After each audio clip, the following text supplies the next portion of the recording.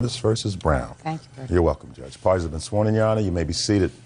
Ms. Davis, according to the complaint that I've read, you and the defendant lived together for a period of time. It is your claim that when you moved in together, you put down a substantial amount of money, almost, I think, $4,000. You call it a down payment on the house. You say that Mr. Brown subsequently kicked you out of the house and you want that money back. You also said that he's used a video card where you rent videos from a store without your permission. It belonged to you. He didn't return the videos, and you now have a very extensive bill from that store. Mr. Brown says you never gave him a dime, and he's got a counterclaim for bills that he claims you owe him, and he says you've been bothering him that he doesn't like, so he wants you to pay for his trouble. Right. Yes, ma'am. Okay. All right, Ms. Davis, when did you move in with the defendant? Your Honor, I would like to tell you how my ex-boyfriend did me wrong. He moved in with me in November of 2000. Listen to my question. When did you move in together in a place where you claim you put money down? In June of 2001. That's Shh. Now listen, I'm going to get to you, so don't interrupt her. We do things in a very orderly way here. It's the only way that I can function. Otherwise, I become frustrated. And Bird doesn't like it when I get frustrated. When did you move in together? June of 2001? Very good. And was this a house or an apartment? It was a mobile home. Was it a rental? No, ma'am. He bought it? Process of buying, yes, ma'am. And you say you gave him how much money? It was $4,366. And where did you get that money from? I traded my mobile home in on the one that he purchased. Okay, do you have any evidence of that transaction?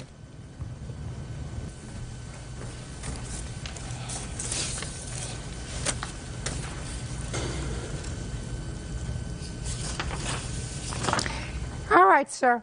I seem to have some evidence would tend to indicate, Mr. Brown, that she did not, in fact, give you any money towards the purpose of your mobile home. Exactly, she did not. Listen to me carefully, sir. I have evidence that she did not give you any money towards the purchase of your mobile home. But I have evidence here that she traded in her mobile home as a partial down payment for a mobile home that went into your name. No, not at all.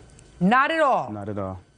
What has transpired was a mobile home that was sold from her cousin to me for $500, which we used as a trade-in. Yeah, but they gave you credit for $4,366 as a down payment credit. That was the value of the mobile home. I'm buying something for $500 and trading in for another amount. That's just like a good business transaction. Your Honor, Does it make sense? It's a profitable business transaction. If you can buy a car for $200 and sell it for $2,000, that's a smart buy. So that's exactly what I did. I took a smart buy and used it to advance in a better home for me and my children. Something doesn't sound right, sir. It doesn't sound Does it sound right to you? He buys it for $500 from her cousin and then uses it, and they give him a down payment credit of $4,366. I also gave in a $2,500 cash deposit as well. On or about June 26, 2001, traded in her 1964 Windsor mobile home as a down payment on a 1998 Horton manufactured home. Right. This 1998 Horton manufactured was being purchased by David R. Brown. We gave Miss $4,366 on a down payment credit on the 1998 Horton. Yes. Now, where's her name? Is that on any of that transaction? Show that to him. Your Honor, the reason why my name is not on there because the title was never changed over into my name, but I have a receipt where I purchased the mobile home before I met him. That's for a different mobile home she's speaking of. And we never used that mobile home as a trade-in. This right here is sufficient. This right here is sufficient. And her name is not on there in that transaction because she has no involvement in the transaction. I never said my name was on the mobile home, Your Honor. She gave me these monies in her mobile home, and her name is not on anything. Does that make any sense? That is my cousin. Her cousin. Ah. So they gave Miss $4,366 for the down payment. Yes, ma'am. All right. Forget it. I don't look into that. Your name was not on the title to that mobile home? No, ma'am. All right, At then the forget time, it. I did not have a job, but I have a receipt where I bought the mobile home from Miss. Show me. Do you have the receipt? You mean up this? there? $500? Yes, and I also have this right You here. have this? Is this what you're talking about? Yes, ma'am. That's nothing. That's nothing. That's something that you buy in a grocery store. Judge Judy continues in a moment. She won't leave me alone. We broke up, let it go. Yes, she's steady looking for a payout for something she knows she's not owed to. Mr. Brown, I believe you. Real cases, real people. Judge Judy. Morticia Davis says ex-boyfriend David Brown owes her for the down payment on a mobile home and unpaid video rentals. David says her lawsuit is bogus. Now, what about this video card? When I got evicted out the mobile home, he used my Blockbuster When did he evict card. you from the mobile home? May.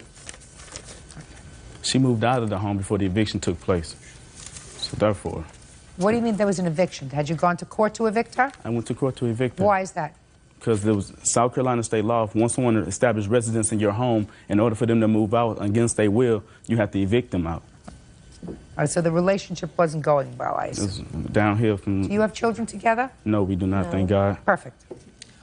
Okay, so what about this video card? Well, when he got his new girlfriend to evict me, I got some bills in the mail, which he used my card illegally at 3 different Blockbusters, never took the videos back. Show me.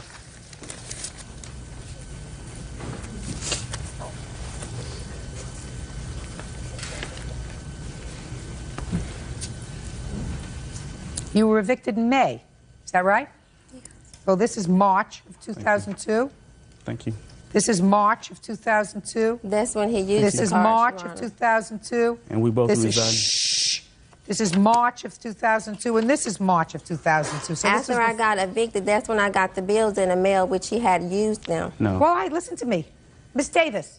Yes. How do what you lived together in March of 2002? You were He sharing was a not home. there in March, Quiet. Your Honor. He was not there. He lived with his new girlfriend until I got evicted. Lies. He was Listen not to there. me. Lie. You kind of. She's lying, Your Honor. I don't want to say it again. It doesn't appear as if you're doing badly in this lawsuit so far. Do you understand? Yes, ma'am. But what can happen is you can lose if you open your mouth again. Clear? Yes, ma'am. You have any of these movies home, sir? No, I do not. He's not going to admit Do you to know it. where they are? The last was left in the home that she was residing in. Now, what she did with him after that, I don't know. Your Honor, that's not true. I haven't been back to the house. At the time, I was out the house from late part of March all the way up until April, May. See, now he's back in now May. he's Don't telling interrupt him. Back into May. All right, you have no case, Miss Davis. That's you. You want to get to your counsel claim? Mr. Brown. Yes, ma'am. All right. You said she owes you bills. Yes, ma'am. What does she owe you bills for? For rent, electric bill. She doesn't owe you for rent. You weren't anticipating any rent from her. I loaned her a few $100s for a couple of car note payments. Yeah, go ahead. What else? And Chalk it up to experience. What else? harassment. Well, I have a feeling that that's true, that she's been harassing you. And she just don't. I have a feeling that that's probably true. So you want to tell me about the harassment? I mean, she caused problems with me at work. She caused problems with me and my children. I'm a single parent of 2 children. Today is my son's birthday. I should be home with him instead of her in this courtroom. But Ms. Davis, again, want to file a lawsuit that she have no bearing to hold on. So therefore, it's just constantly, she won't leave me alone. We broke up, let it go. But yes, she's steady looking for a payout for something she knows she's not owed to. I believe you. I believe that she has made it her mission at this portion in her life to make your life miserable. That's what I believe. Put your hand down. Judge Why can't you just say it didn't work out, period, end of discussion? While you were living together for that year, where were you working? Interim health care. Okay. And I took care of 4 kids. What did you do with your money? I paid bills. What bills? I have light bills, water bills, phone bills. He paid the rent. Yes, that's all he paid was the rent and the land payment. What about the food?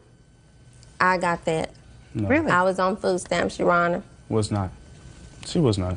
And as far as the electric bills and bills, those bills are in my name. And then she couldn't pay those bills. That's why I'm here now about the electric bill and bills that she has now. Your Honor, I have these bills. Yes, they was in his name, but I paid them. Show me. After the fact that I left the house and I had these utilities cut off because she refused to pay them. You mean after you left in March? After I left in March. She was running them up in my name. Therefore, I had these bills. Your Honor, that's not true. Yeah, this is April. I want to see anything before that, madam, before you were in the house by yourself. You have proof that you paid any bills? I paid all the bills, Your Honor. Listen to what I'm saying. No, Your to Honor, you. that is all I have. Right. That I can understand. And Mr. Brown had those bills in his name because he moved up there before I did. That's why they was in his name. Pay careful attention to me. Yes, Your Honor. Did you have a checking account? Yes, ma'am, I do. So all you have to do was to bring to court today, since you knew that he was counterclaiming for bills. Your Honor, I didn't know. Proof? What do you mean you didn't know? I didn't know he was countersuing me. Really? When did you file your counterclaim, sir? Monday. When did you serve her? He haven't. Oh, then it's dismissed. Your counterclaim's dismissed. But not only is your counterclaim dismissed, Mr. Brown, but so is your lawsuit. And I'm going to make this suggestion to you. Sometimes things don't work out. How old are you? I'm 24. You have children? I have 2. I'm a single parent. Put a period, this is over, and devote all of your energies to working and your 2 children. Leave him alone. He doesn't owe you any money. Goodbye. I don't harass him, Your Honor. Parties are excused. You may step out. He jumped on me twice, and the mobile home was mine, which I didn't have the title with me. Many a times she had me arrested for domestic criminal violence, something that I didn't do. He's not going to do anything without being in the courtroom because he thinks he can get away with a lot of stuff. She came in here, Judge Judy seen between the lies and what she was trying to tell, didn't get nothing. Justice was served for the first time. And now the next case. All parties in the matter of Robinson versus Bradford. Step forward, please. Psychotherapist Cliff Robinson is suing his former friend, lab technician Angela Bradford, for the cost to repair his car window. Angela is countersuing also for the cost of a car window. Mr. Robinson, it is your claim that the defendant's son broke a window in your car, that the defendant, who was a friend of yours, agreed to fix it and did not pay you the money that it cost you to fix this rear window. Was it a rear window of your car? Rear quarter panel, yes. Ms. Bradford says, I think she's saying that she had initially agreed to pay for the window. Is that right? That is correct. But later, your son broke one of her windows in her car, and you should pay for that window. Is that your defense? It is. So let's make this as simple as we can, because Bird knows that I like to keep things simple. How much was the window in your car, Mr. Robinson? The window itself, Your Honor, came to $972.29. Let me see. I have pictures and the estimate. Well, I'm just curious because in here you say that my window cost $800 to replace, sir. That's with the labor and what it cost to. What did it cost you? $972, whatever the difference was. How did you pay for this? Cash. No. Not even sure about this bill. What kind of window was this? It's a rear quarter panel window in the Eddie Bauer Expedition. Oh, so it's a big window. It's a big window. Okay. Now, the only question that I have is whether or not you are in any way responsible for damage that she alleges your son did to her window. So, Ms. Bradford, I read your answer and I read your cross-complaint. And it appeared to me that you two were friends. Correct. How many children do you have? I have 4. And there came a time when, after this incident involving his car, he brought his kids over to your house to play. Correct. And asked you if you would watch his kids for a while. For 15 minutes, which turned into an hour and a half. Whatever. You agreed to take care of his children. And it was while you were in charge of his children that your car window was broken. Correct. Should have taken care of him better. Do you understand? I hear exactly what you're saying. Okay.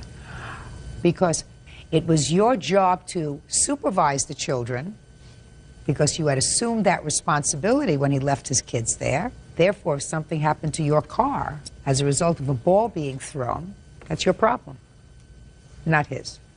It's a lot of money. Do you have any insurance, sir? Yes, I do, Your Honor. Well, what's your deductible? $1,000. Do you have any proof that you have a $1,000 deductible? I didn't bring any insurance with the information. Why is that? I didn't think it was relevant. Well, it is relevant, sir. It's relevant how much out-of-pocket you had. Are you telling me that you actually paid Collins Auto Glass $972 in That's cash? correct. Let's give them a call and find out. You know these people? No, I don't. They were just people you chose randomly? That's correct. Okay, good.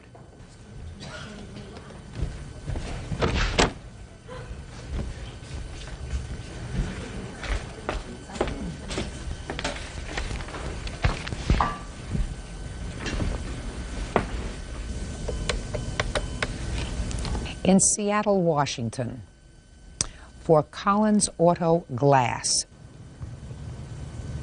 So there is no Collins Auto Glass in Seattle.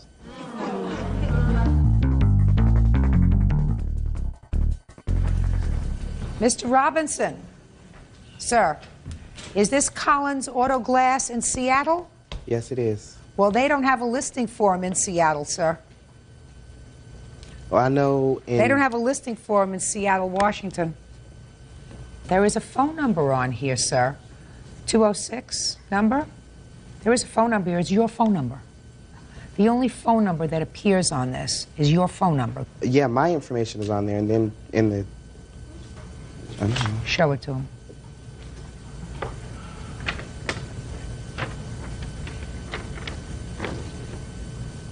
Yeah, that's my telephone number. That's correct. Oh, yeah, no. I Collins Auto Glass doesn't have a phone number for their business. They also don't know how to spell residential. Well, I know in June, when I got it fixed, there was a Collins Auto Glass. I got it out of the Yellow Pages. Well, it must have been their last job, Mr. Robinson, because they closed down. They're not there anymore. Sort of interesting. But I'm holding you to what your complaint says. So your sworn complaint says it was $800 to replace. Judgment for the plaintiff in the amount of $800. On your counterclaim, Ms. Bradford, I've already explained to you the children were under your supervision when your car window got broken. So if you weren't supervising them adequately, I can't fault him for that. That's all. Parties are excused. You may step out. Did folks have a seat? Mr. Simons, a relatively simple case. You want the engagement ring back. Is that right? Yes, please. And Ms. Ream, I've read your answer. And it's sort of like one from column A, one from column B. You have the following defenses, according to what I read. Number one, it wasn't an engagement ring because you never said yes. Yes. If you don't buy that, it was an engagement ring, but he told you you should keep it even if you didn't get married, correct? Yes. And number three, in case you don't buy those two, it was an engagement ring, there was no deal for me to keep it, I would have given it back, but it got stolen. Yes, ma'am. So you don't have it anymore. No, ma'am. Is that right? When did you give her the ring? I think it was May of 2001. And how long had you known her? I met her in November. I knew her approximately 6 months and gave her the ring. Okay, what kind of a ring was it? It was an engagement ring. Can I see the receipt for it? I have the receipt. Plus, Your Honor, at the time, I had just moved, and I didn't have the receipt for the second half of the ring, but I've found that, and I've got that.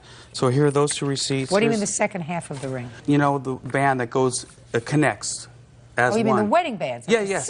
Yes, ma'am, yes. And that's the other half that I still have, which does mean no good. Okay, where is this? Did you give her both of these rings? No. You have one? I have one, yes. Okay, so it's $969.75. Yes, Judge, yes. Okay. So you gave it to her in May, and you broke up when? Around July, things started falling apart. July of? 2001. 2001. When did you ask for the ring back? Around August, I believe. The end of July. What'd she tell you? She agreed. We both agreed that it wasn't going to work out, and I went to pick up the ring. She had told me that she let some carpet cleaning people into her house, and she was afraid to be alone with these men. So she left. And when I got there, she went to get the ring. It was gone. It's funny because there was lots of jewelry, diamonds, everything, but they only took mine, my little ring. And I couldn't understand that. That didn't make sense to me. Okay. Just a second. So you broke up in July, and it was a month later that you went over to get the ring. Correct. But you had asked for it when? Probably the end of July. Okay, and she said come over in August. Yes. Well, she kept saying it might work, I hope it works, it might work, it may not work. So we tried, and it wasn't going anywhere. Okay. Now I'll hear you. Like it said, I lost my husband prior to that, and I was very vulnerable. And I'm not interested in that. Okay, I mean, not that I'm insensitive, okay, madam. It has okay. nothing to do with the ring. But, okay, well, we started dating, and I told him I wasn't ready to get married. And he got pushy about the ring. And then he asked me to marry him in May, and I told him I wasn't ready. And then he said, keep it as a gift. And think about it. All right, let's just say nothing. Say nothing. I don't believe that. Go to the next defense. Okay, I put it into my jewelry box for safekeeping, and so then, like he said, I had the cleaners come. I had to go pick up my daughter from school.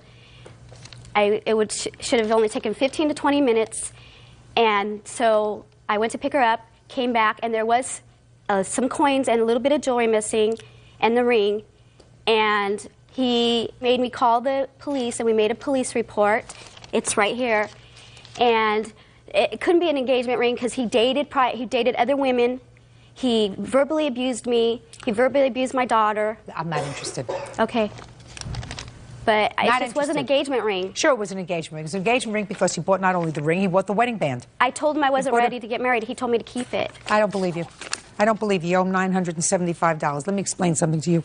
If you have a ring and if you break up with him and if you're not going to see him anymore, you give him back the ring. Case closed. I tried to. Case closed. In July, you don't hold on to it and put it in a box for safekeeping. That is, if in fact you put it in a box for safekeeping and you didn't go sell it someplace, which I think you probably did, or you still have it and maybe you're going to give it to your daughter or somebody else. In the meantime, if it doesn't work out, why should he feel as if you've taken advantage of him? Why? It was the other way. He told me he needed money for tires. Constantly always after me for money, all the time. That's what this is all about. He just told me he's going to take me to court to get tires because he needs new tires and because he just bought another house. Listen to me very carefully, madam. He's taken advantage of me from the very beginning. Then how old are you? I'm 38, but I'm very well put together. At the time, I wasn't. I was distraught. Listen to me. You don't look like the kind of person that anybody takes advantage of. I just lost my husband, and my mom got diagnosed with cancer, and he knew this. Listen to me. Listen to me. If you were grieving over your husband, you don't take a ring from somebody else. I know that. I know that now. But you did. But you did. Made a mistake. And by taking a ring from somebody, what you're really saying is, I'm interested. I'm interested. That's leading somebody on. That's cruel. That's unkind. And in my judgment, after listening to both of these stories and hearing your three defenses, A, I didn't say yes. B, if I said yes, he told me to keep it anyway, even if we broke up. And C, it got stolen. I don't believe you. After he came over and looked for the ring, you said, I'm sorry, my other stuff is here, but your ring is gone. He said, well, file a police report, which is what you did, correct? Anywhere in the police report did it say that there was evidence of a burglary? Yes. Well, show me. Show me where. No, read it where it says there was evidence of burglary. Right here on the top, it says crime, burglary. Show me where the police wrote down that there was evidence of a burglary, not what you claimed there was.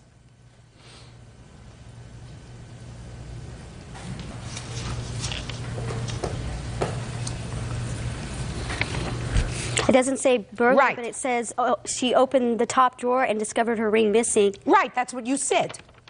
That's not what That's what he said. No, he also did this police report with me. Miss Reed, I mean, are you just thick? He comes over to get his ring. You go in with him to your drawer. You open the drawer with him. You say, oh, your ring must have been taken, along with some other coins that I might have there.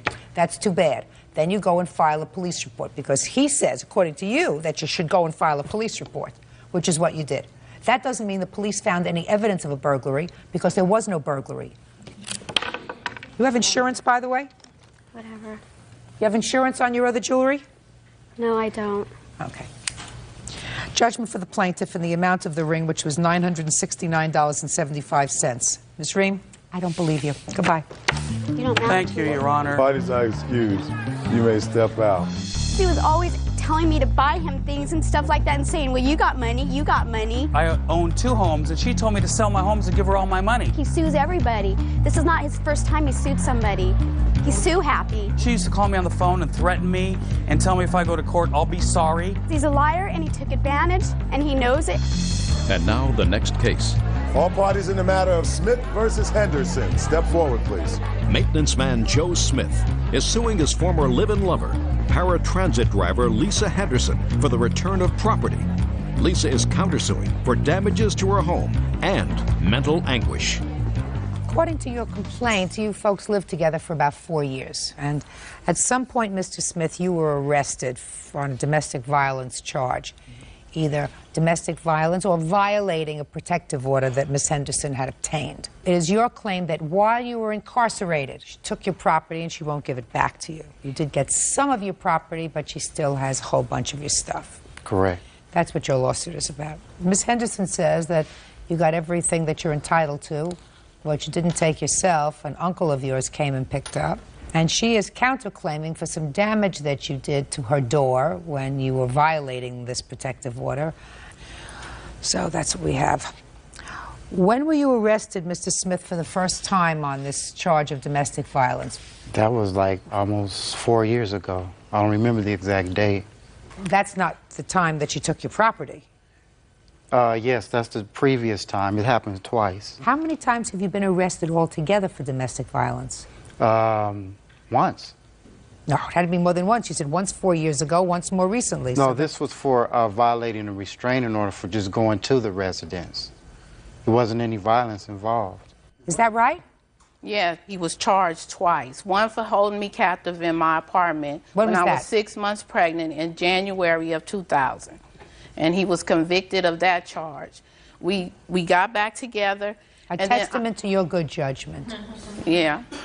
October 17th of last year, I had a restraining order issued to him. 2 hours and 15 minutes later, after he was served, he kicked in the front door. Now, why was another protective order issued in October of 2002? Because we were not getting along in the household. I asked Mr. Smith to leave my house. He was... How long had he been living there? For like 4 months. And we were not getting along. So he's living there for 4 months. You weren't getting along. But no violence. No. The police had to come out one incident in September where he threatened to put a hit out on me. Before that, he said he doesn't like my son and he never will. So I said, you need to get your belongings and get up out of my house. If you don't like my son, you don't care for me.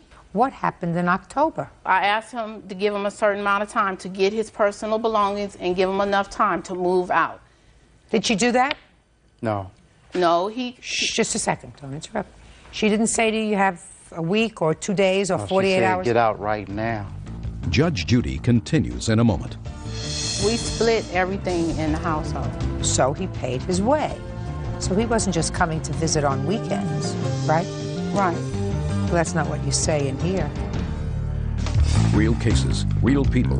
Judge Judy. Joe Smith says ex-girlfriend Lisa Henderson won't return his property. Lisa says Joe threatened to put a hit out on her. What did you do when she told you to get out? I told her I couldn't because I had just paid my rent, PG&E, and cable, and I have the receipts for that. So you were paying the bills? Yes. Some of the bills at least there. So you said, I'm not leaving because I'm paid up through November 1st. Actually, I told her I couldn't afford it because I just put my money into the household. Okay. But you told me you... Shh, don't speak to him. Speak to me. So that was the conversation. He said, I'm not leaving right now. And what did you say to him? I told him he needs to be out of my house within that Friday. He sits around bragging that he got so many women to take care of him. So I said, call one of them up, tell them to back their car up in here and get your things up out of my house. And he said what?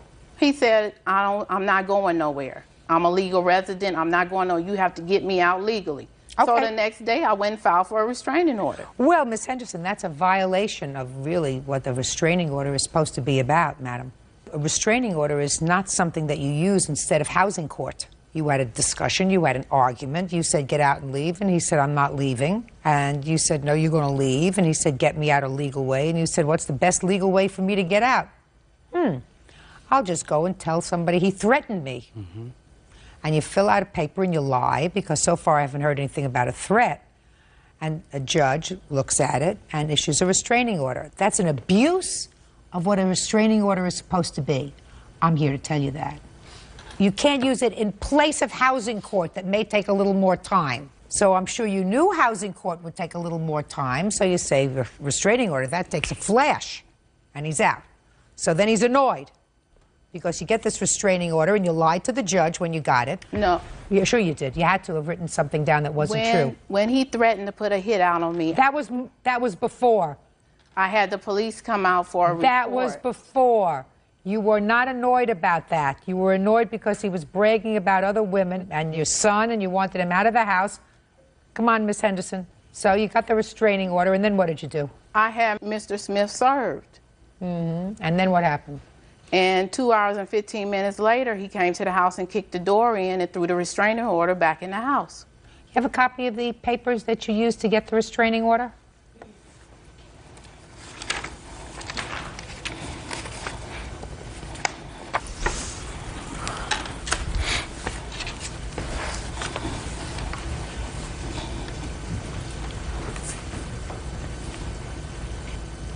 Can I see the checks that you wrote for any of the bills in the apartment, Mr. Yes, Smith, ma'am. please?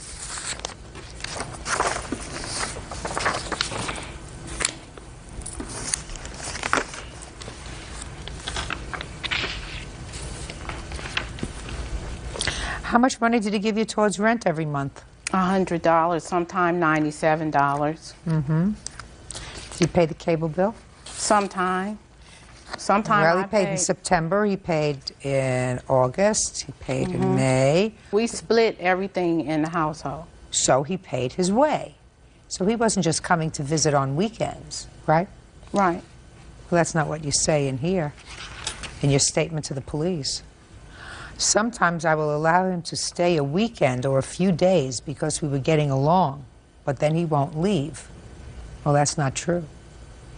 Right, Mr. Smith got evicted and asked me to come help him when he got evicted out of his place in Cutting.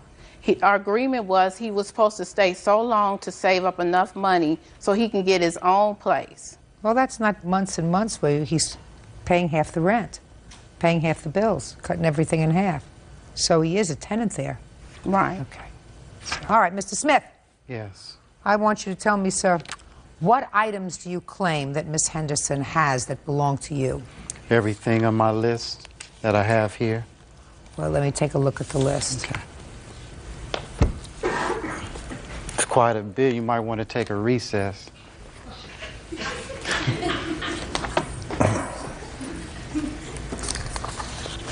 Show this to her, would you please, Bert? No, I have my list, Your Honor. And this is the list that we had in November 22nd when he was incarcerated, and he gave it to me. Who wrote that list? He did. Oh, then let me see that and list. he got a different total from what he has on there. Oh, fine. Then let me take a look. And the check, and what you've crossed out is? The things that I gave to Larry in November. So you still have the other things? Because those are the things that he gave to me by him bringing it into the household, which is a gift to me. No, it's not a gift. None of these things are gifts. I want you to listen to me. None of these things are gifts. Everything on this list that he prepared, so I won't look at this list. This is the list he prepared. You make sure are boxed up because he's going to send somebody to get them. Do you understand? Yes. No fooling around. Listen to me.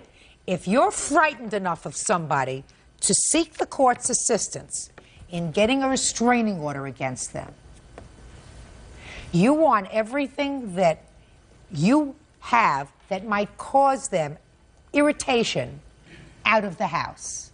You didn't have these things before he moved back. Now you're going to give them back to him, and the only contact you're going to have with him is over visitation or contact with a child that you share in common. So stop acting stupid. Judge Judy will continue in a moment. Now let's talk about him busting down your door. He knocked down the door, Miss Henderson. Was that after you had him served with the protective order in October? Yes. Then he, I don't think that was the right thing to do, to knock down the door. It also wasn't the right thing to do to file a false police report, which you did. So you do not get your door fixed as a lesson not to abuse the court system. That's it. Go. 346 on the calendar in the matter of Miller versus Hastings, Washington. Parties have been sworn in. Judge, you may be seated. Folks, have seats, please. Who are you? Brenda Hastings. I'm Michelle's mother. How old is Michelle? 17. Okay. Miss Miller, Michelle is your son's girlfriend. Yes, ma'am. This is your son. Yes, ma'am.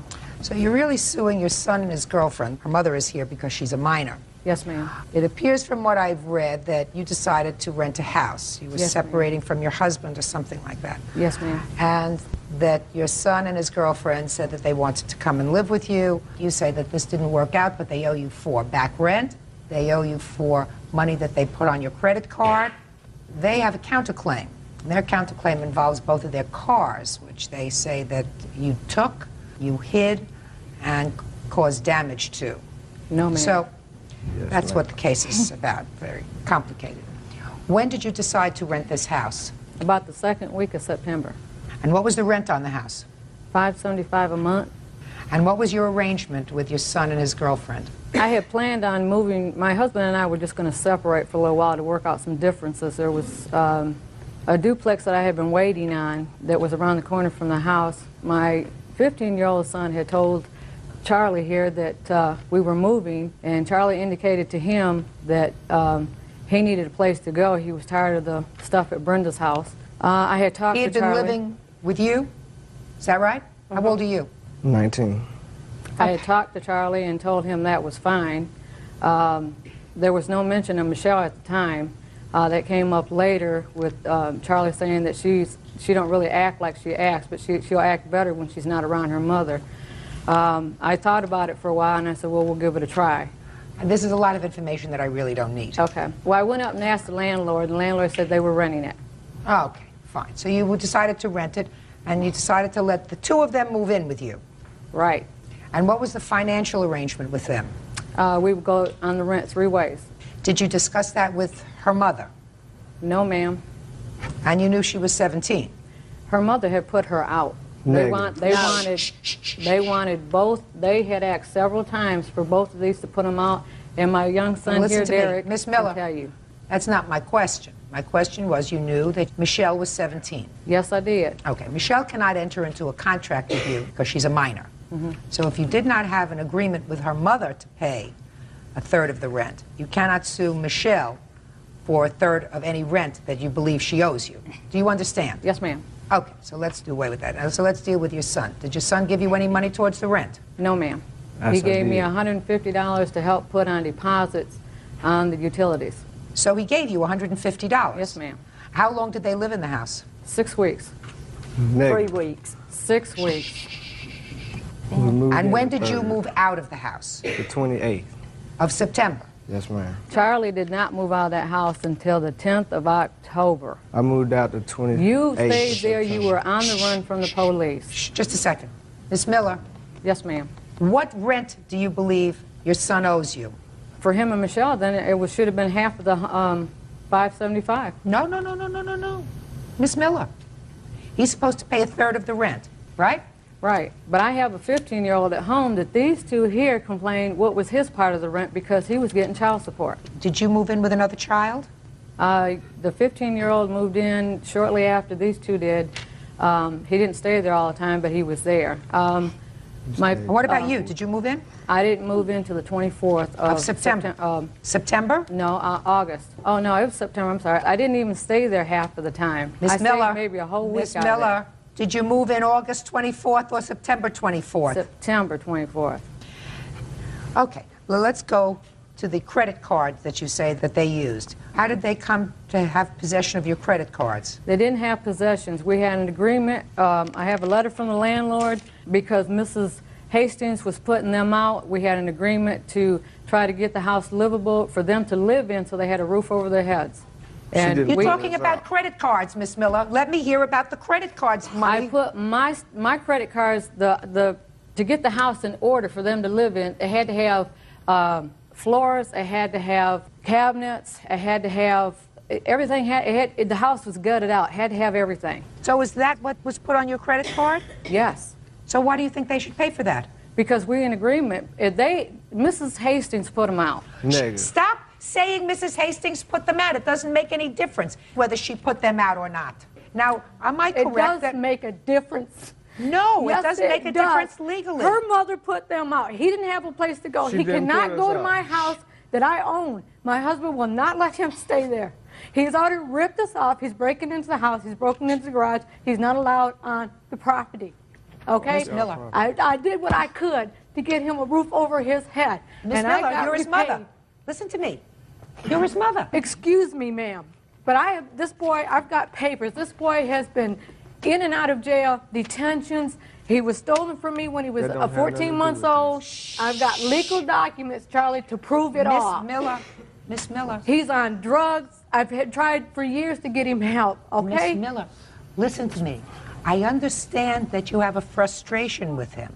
If you helped him out as much as I have in a lifetime, you would too. Miss Miller, listen to me. If Miss Hastings allowed your son to come and live in her house with her 17-year-old daughter, then she's got rocks in her head and probably decided she had had enough. Bottom line, that's your son. It's not her son. And if she had had enough of him and was putting him out, and her daughter Michelle says, I'm not staying here without him, then she says, you want to go with him? Go with him. He's been living there with her since she was 15 and he was 17. You want to know something? And she's put him out 3 times. Miss Miller. I have been there. Miss Miller. Miss Miller. Yeah, okay. Miss Miller. Yes, ma'am. This is your son. And if she's put him out 3 times, and if he was living there from the time he was 17 years old, it had to have been because you and your husband put him out. Exactly. No, he left on it. No, you left on your own Miss because Miller, you don't were talk on to him. drugs, Charlie. Miss He was Miller, selling drugs 1, 2, out of my 3. house. Miss Miller. And I called the police on you. That's why you left. Put her outside. I'm going to let you cool off outside, Miss Miller.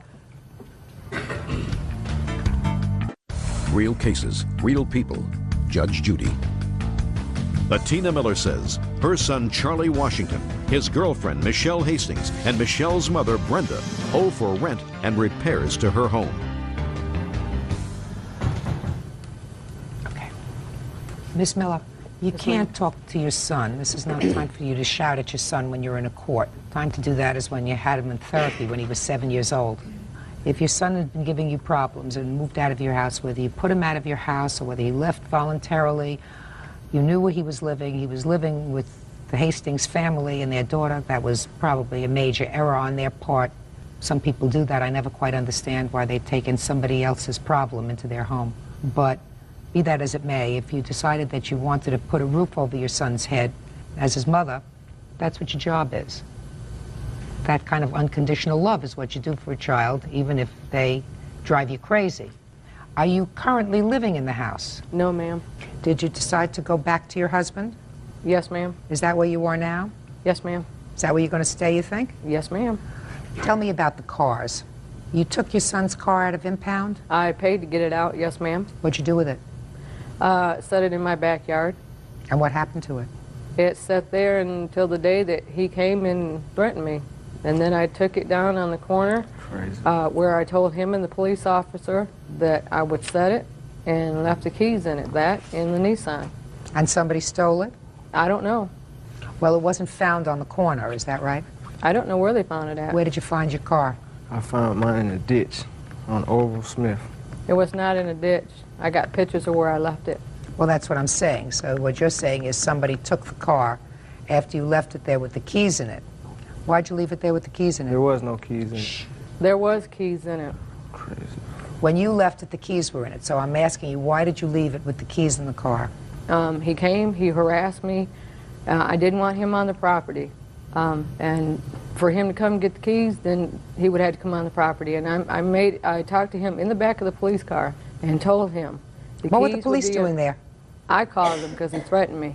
When did he threaten you? When he came to the house. Was this after he had moved out of the rental house? No, he was in jail. He had just gotten out October 31st, and I didn't know he was out of jail. What was he in jail for?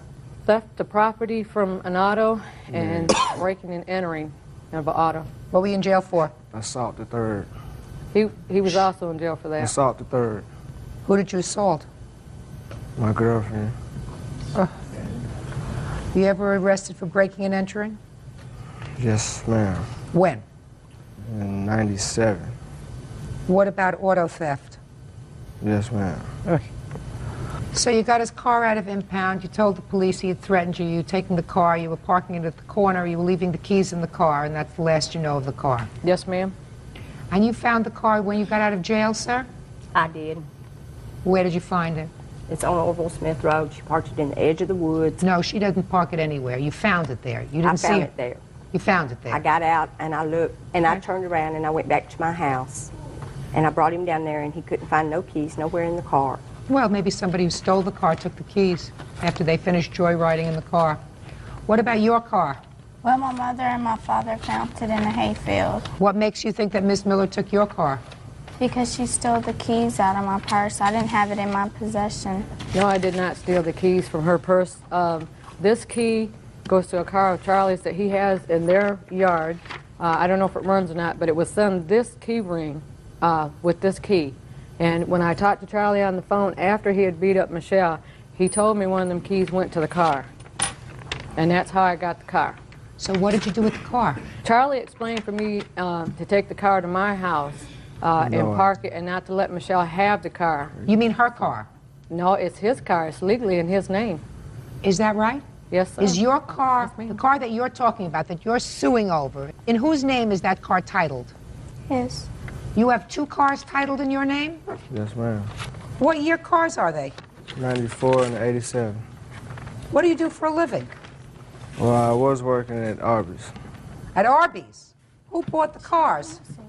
I bought one, she bought one. But she wasn't old enough to put it in her name, so I signed for it. Why didn't her mother sign for it? Because they went and got it without me. I was at work. They went looking at cars. They picked out one and she bought it. Miss Hastings, yes. Is he still living in your house? He is right now, yeah. You had him arrested for beating up your daughter. You've thrown him out of your house at least 3 times. No. No. He left your house 3 times in the last 2 years. You took him into his house, into your house when he was 17 years old. Since he was 17 years old, he's been arrested several times, according to him, for a variety of things.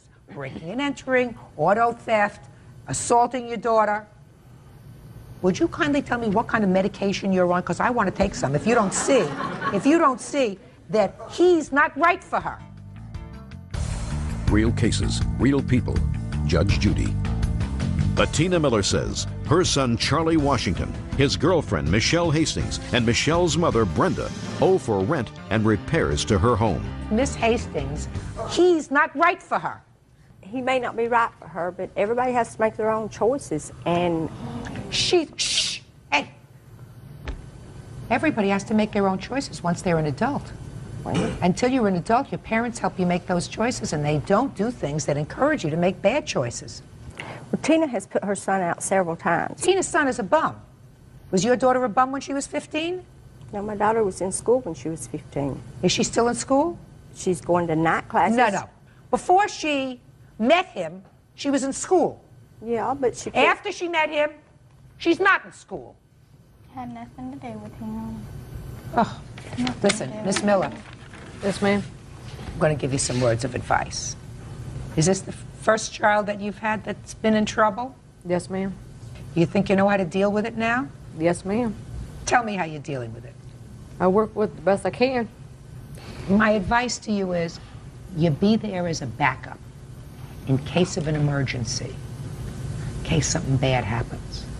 But until he grows up and stops doing things that are both harmful to himself, to the people that care about him, and to you, he's going to have to make his own mistakes.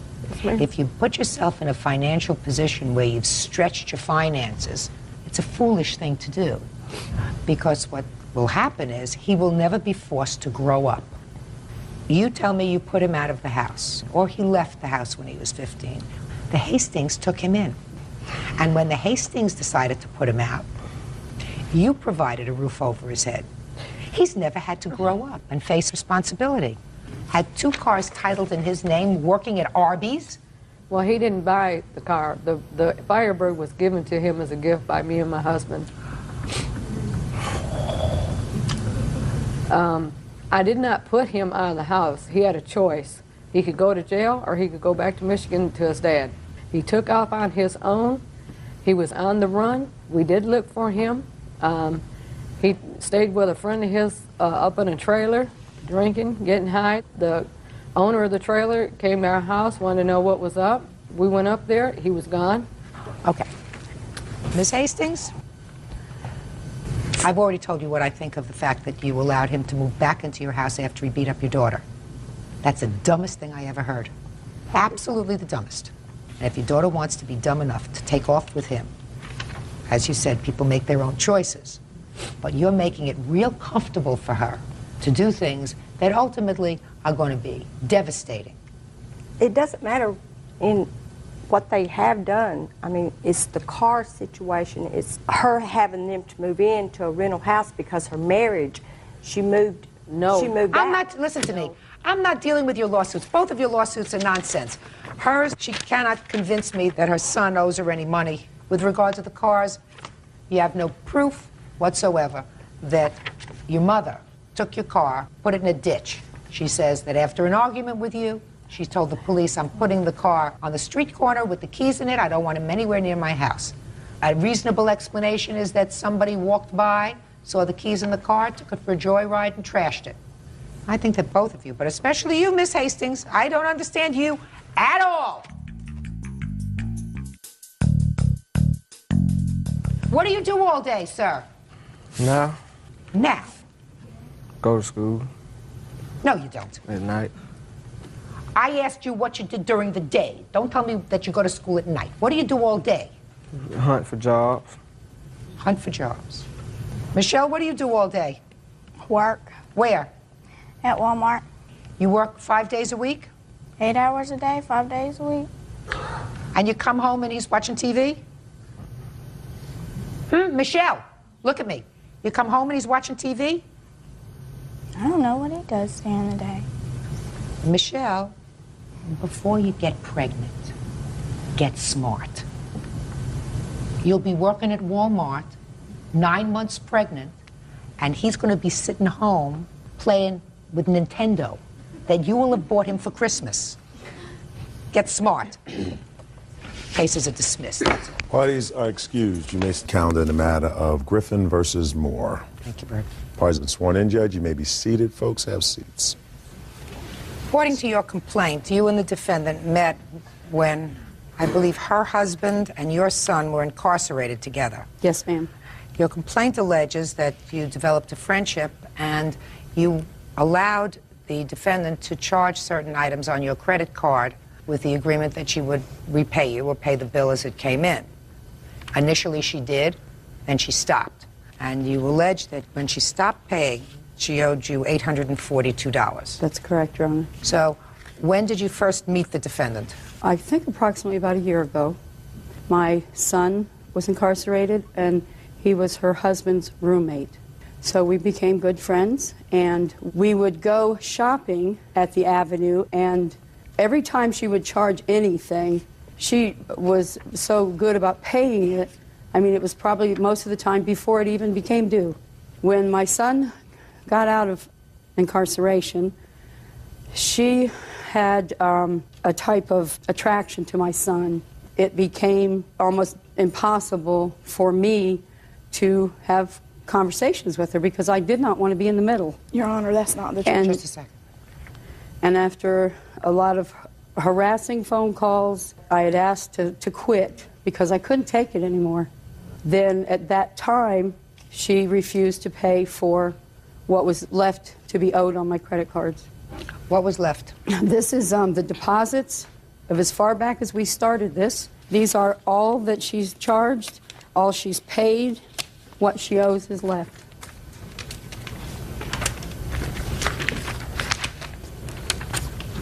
So she paid on time until October? Yes, ma'am, till the end of October. Okay, now I'll hear you. What she said is correct as far as our friendship. Her son was incarcerated with my husband. When things went bad was because her son had a drug problem. And I tried to help him. Your Honor, this is irrelevant. Just a second. Her son asked me for a ride to the interstate. I took him to my house instead of the interstate. Miss Griffin got to my house before we did. Basically, her son had took a video camera from her. She had searched her son's coat. She pulled out the camera. So then she left, and her son was still there with me. I then took her son to his girlfriend that lived in Charleston, and that's when his mother, she turned against me. She told me our friendship was over because I tried to help her son. What date was that? Ma'am, to be honest with you, I'm not sure. Okay. She says that you did not pay the October bill, which Ma'am, is $800. I have a check. Which is $800. Listen to me. Okay. Which is $846.05. Yes, ma'am, I understand the October that. bill. Okay, let me see. And I'm not denying that there were credit card charges. There were. I have a check from State Street Bank that was given, that it was a 401k check that I received from my employer. I have a copy of the front and back of that check that I gave her permission to go get out of my post office box and endorse and deposit into her account. She gave me $368 back. May I see it, please? And I have it where she endorsed my name and her name on the back. That's not my signature. Because at the time I was on a medical leave, she knew that my money was a little tight. I told her to take the check to pay for the bills because I never missed paying her. I'm just trying to find the date on this, when she endorsed it. It was on 10/27 on my, it's on, I think, the second or third page of my bank account statements. And you'll see right next to it where I cashed a check for the exact amount and gave it to Miss Moore at my home right in front of my husband. He'll be a witness to that. Her husband has never been present. Just a second. We've made any charges or any money exchange. Just a second. So what you're telling me, Miss Griffin, is that at the time your friendship was coming to an end, the defendant gave you a check, which you did in fact cash, in the amount of $1,012.99. Yes, ma'am. And you gave her the entire amount of money. Yes, ma'am. Doesn't make sense to me, Miss Griffin. That weekend, Miss Moore came to my house. Yeah. I gave her the full amount of cash, handed it to her. Right. She said she wanted to give me $300 because she had a rainbow rental or something that was pressing and had to be paid. And she said when she got her check on Tuesday... Let me see the rest of her papers, please. When she got the rest of her check on Tuesday, that she would take care of the rest of it. Your Honor, I could have... And the whole time Miss Moore was out on disability... Just a second. I could have cashed that check myself. I cashed her check because she did not have a bank account at that time. I took care of things for her. She had some drug problem, and she tried to commit suicide. Not interested in that. Well, Your I mean, Honor, I that was is there not true. taking I care have of her. I didn't want to turn my back on her. Your Honor, that is... Were there any witnesses present to the transfer of this $1,012 to Miss Moore My on the husband, 27th? Michael Griffin, was there. Is he here? Yes, Your ma'am. Honor, he was never present during any of these things. Just a second. It was just me and her. Go ahead. Mrs. Moore wanted to meet with my wife at our home because whoever she was seeing for therapeutic reasons told her to come to closure between Kevin and Nancy. And I was standing right there in my bedroom. She was sitting in the blue chair to the left of my bed when Nancy handed her $1,012 and change, and Rebecca handed her back $300 to redeposit in Nancy's account. No, ma'am, that is not true. Mr. And- Griffin was never Now, present just a during second. any of these transactions. Just a second. I don't see whether she was given credit for the $300. On the first page, every deposit that she made to me is on the left. Every bill that I wrote to the Avenue or any of my other credit cards So is what you're telling to the right. Is what you're telling me that at the time she made these purchases in October, she still had an outstanding bill to you? Yes, ma'am. Your Honor, She made- also Mrs. Griffin shopped along with me, and she had stuff on that bill as well, where our stuff was added together and not separately. That's wrong, Your Honor. If you look at my receipts, I've been very careful, and she had one receipt, and I had one receipt. Always a big mistake. Your Honor, You know, you understand this is always a big mistake to do. Yes, ma'am, I do. Okay. Miss Griffin, who it appears over an extended period of time, had been very good to you financially by allowing you to make these purchases when you didn't have the cash to do it. Yes, ma'am. But all of a sudden say that you have an outstanding bill to her of $846 when you didn't. Your Honor, like I said, when our friendship separated, it was due to the fact that her son stole from me and he went to jail for a drug charge. That's untrue, Your And Honor. I have the police report here. That's when mine and her friendship went sour, because her son came to me. He asked me for help. He spent 3 days at my home when she didn't know where he was. When I told her that he had been at my home, she got very upset with me for not contacting her. What date was that? Oh, it was before Halloween. 11/3. So it was after this? No, this was the weekend prior to 11/3. Was it before or after the $1,000 check was cashed by the plaintiff? This was after. Is that right? Yes, ma'am. We were still very much a part of each other's lives at that time. She had continued to call. I said, please do not call me anymore. I got so upset that I wound up in the hospital on her last phone call. Okay. Your Honor, I believe you, sir. Listen to me. I believe you, sir, when you indicate that $1,012 was passed. Were you present when $300 was given to your wife? Yes, Your Honor. How was that given? In cash. $100 bill? Rebecca, pardon me, Your Honor. Rebecca handed back cash, $300 cash to Nancy. Not true, Your Honor. That is not true. And I have somebody You have here your with- bank records with you? No, because at the time I did not have a bank account. She was correct about that. I did not have a bank account. But I could have cashed that check myself through my employer's bank. But you didn't. But I always cash You my didn't. checks by myself. She You never said did you it had a before. witness. I'll hear your witness if your witness has anything germane. If he does. Yes, What is ma'am. your name? Alan Young. I've been a friend of Rebecca's for 15 years. Becca asked me would I give her a loan of $300 because she owed Mrs. Griffith some money. She borrowed money from me that night because she said she had to pay on her rent or something. So I kind of believed her. What is your rent, Miss Moore? $385. Well, even if she took all the money she owed you, you still have the $300 for rent. I understand. So why did you that. need to borrow money from him for? Because I had additional bills that I owed for besides paying her. But I wanted to pay her and have her out of the way because I always paid her before the bills were due. Do you have the statement from your account, Miss Griffin, as to what payments you made on the account in November? Yes, ma'am, that would be right. And those payments there, I'll be glad I to see. show You to made a deposit on the 30th of October. Yes, ma'am. Your Honor, she was paid in full when she received that check. No, ma'am, I was not. Yes, you were. No, I don't think so.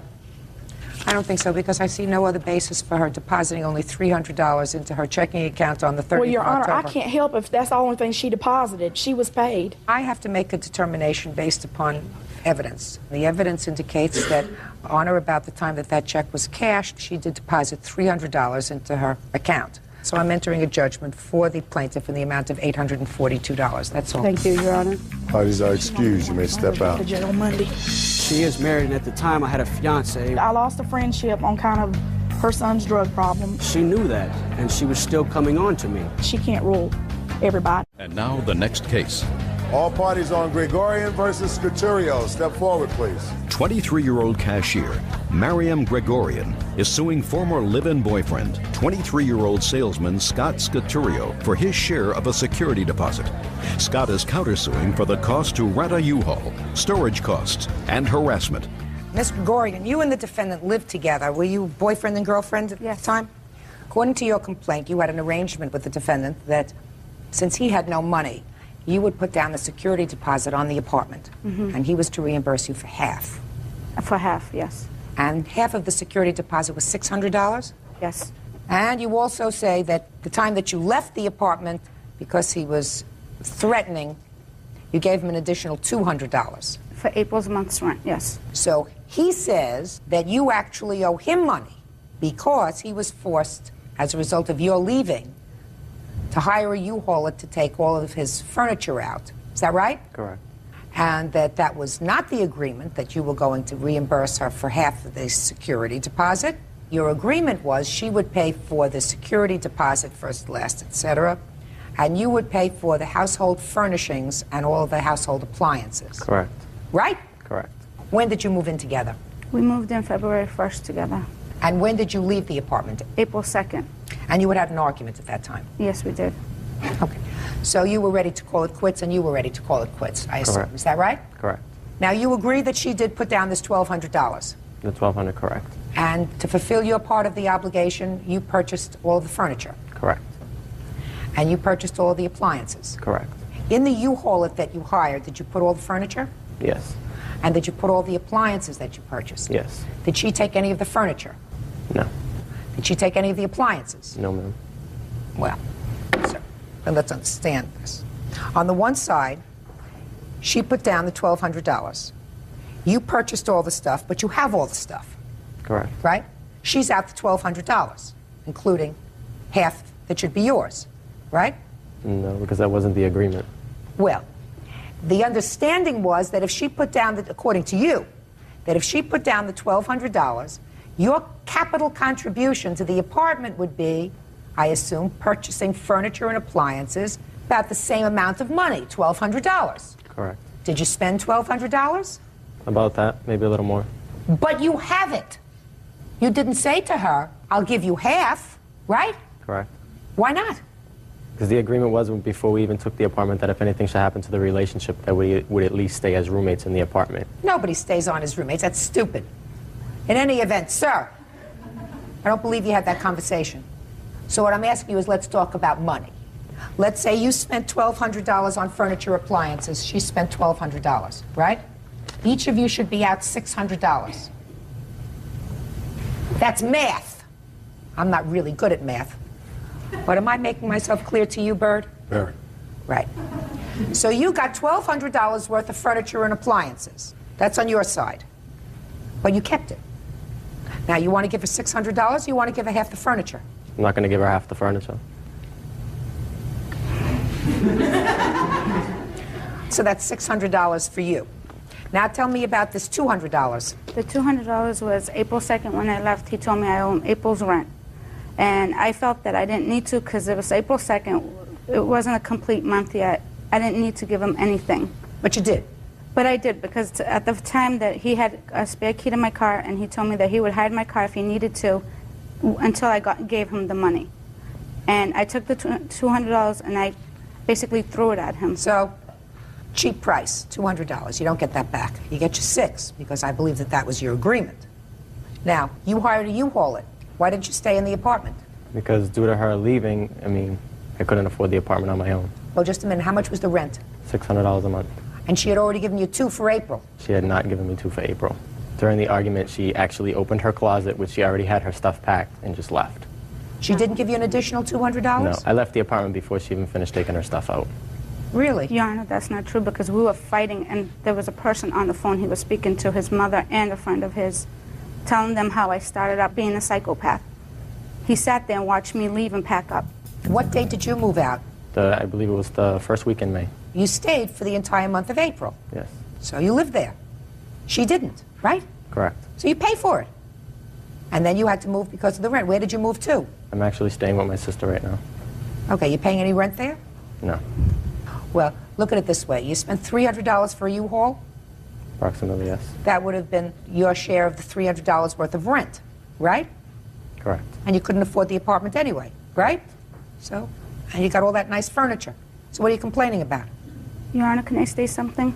No, I want to ask him I want to find out what he's complaining about. Actually, what I'm complaining about is, Your Honor, she stated in the police report, actually, when she filed for court, that I threatened her life and I threatened to do her harm. She actually, I have mail here, which she had actually forwarded to my sister's address. If I was threatening her life, I don't understand why she would forward mail to my sister's address where she knows that I go, when I also have police reports stating that they heard messages of her threatening to kill me, etc., etc. Well, let me see the letter that you have, sir. I don't know exactly what you're talking about, but let me take a look at it.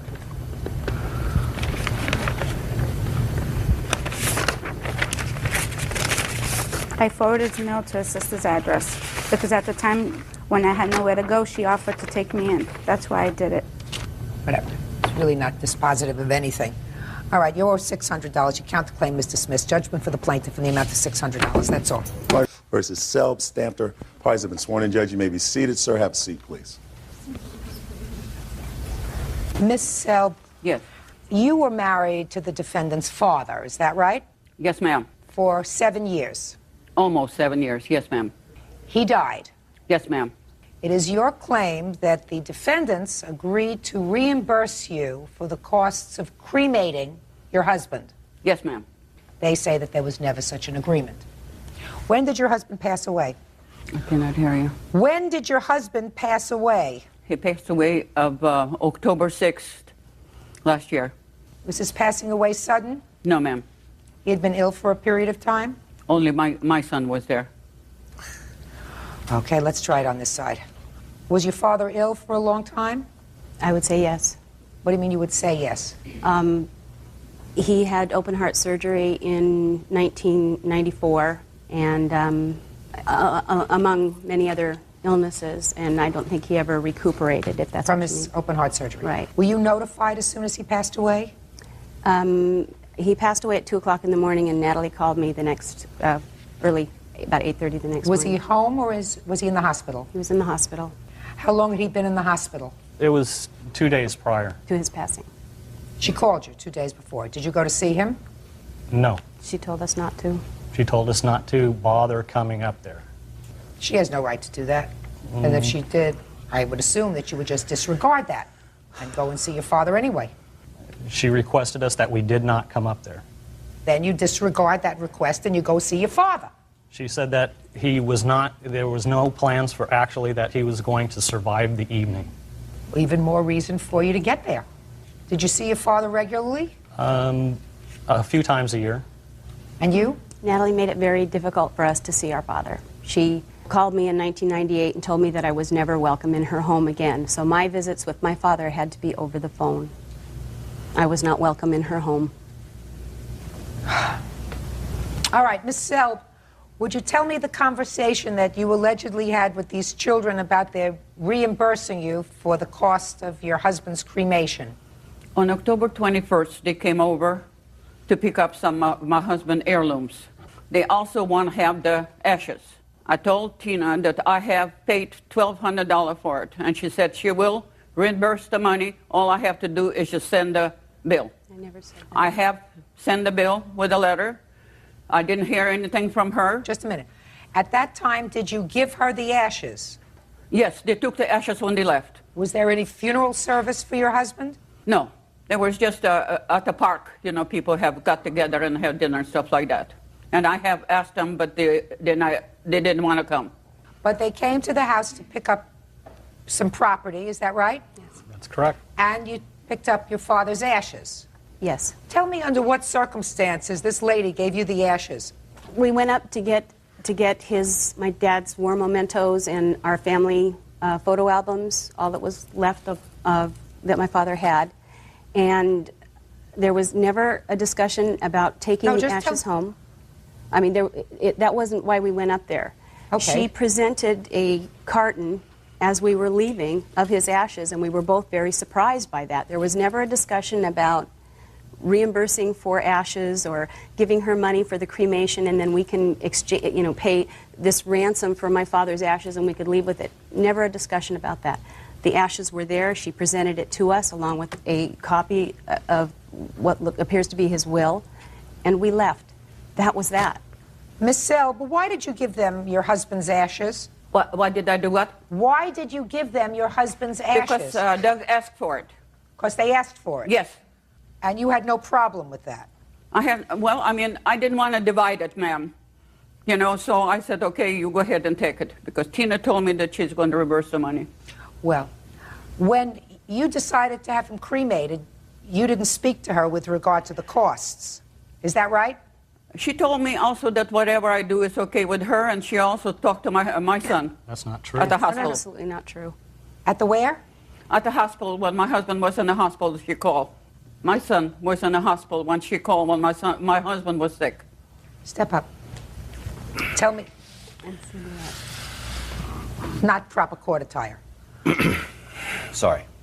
So you should have something important to say. I assume you do. Basically, I was there when he went into the hospital and when he died. And when did you have a conversation with Tina? I had conversations with them at least, each of them at least twice. Go ahead, let me hear about the conversation. You know, they were asking what was going on with their father and, you know, what do the doctors think? And I said they don't really know. They pretty much think he's going to die or they're not going to do much about it. And then they told me that they weren't able to get up there. So we went in the next morning and made arrangements to have him cremated. They left it in the hands of my mother to take care of.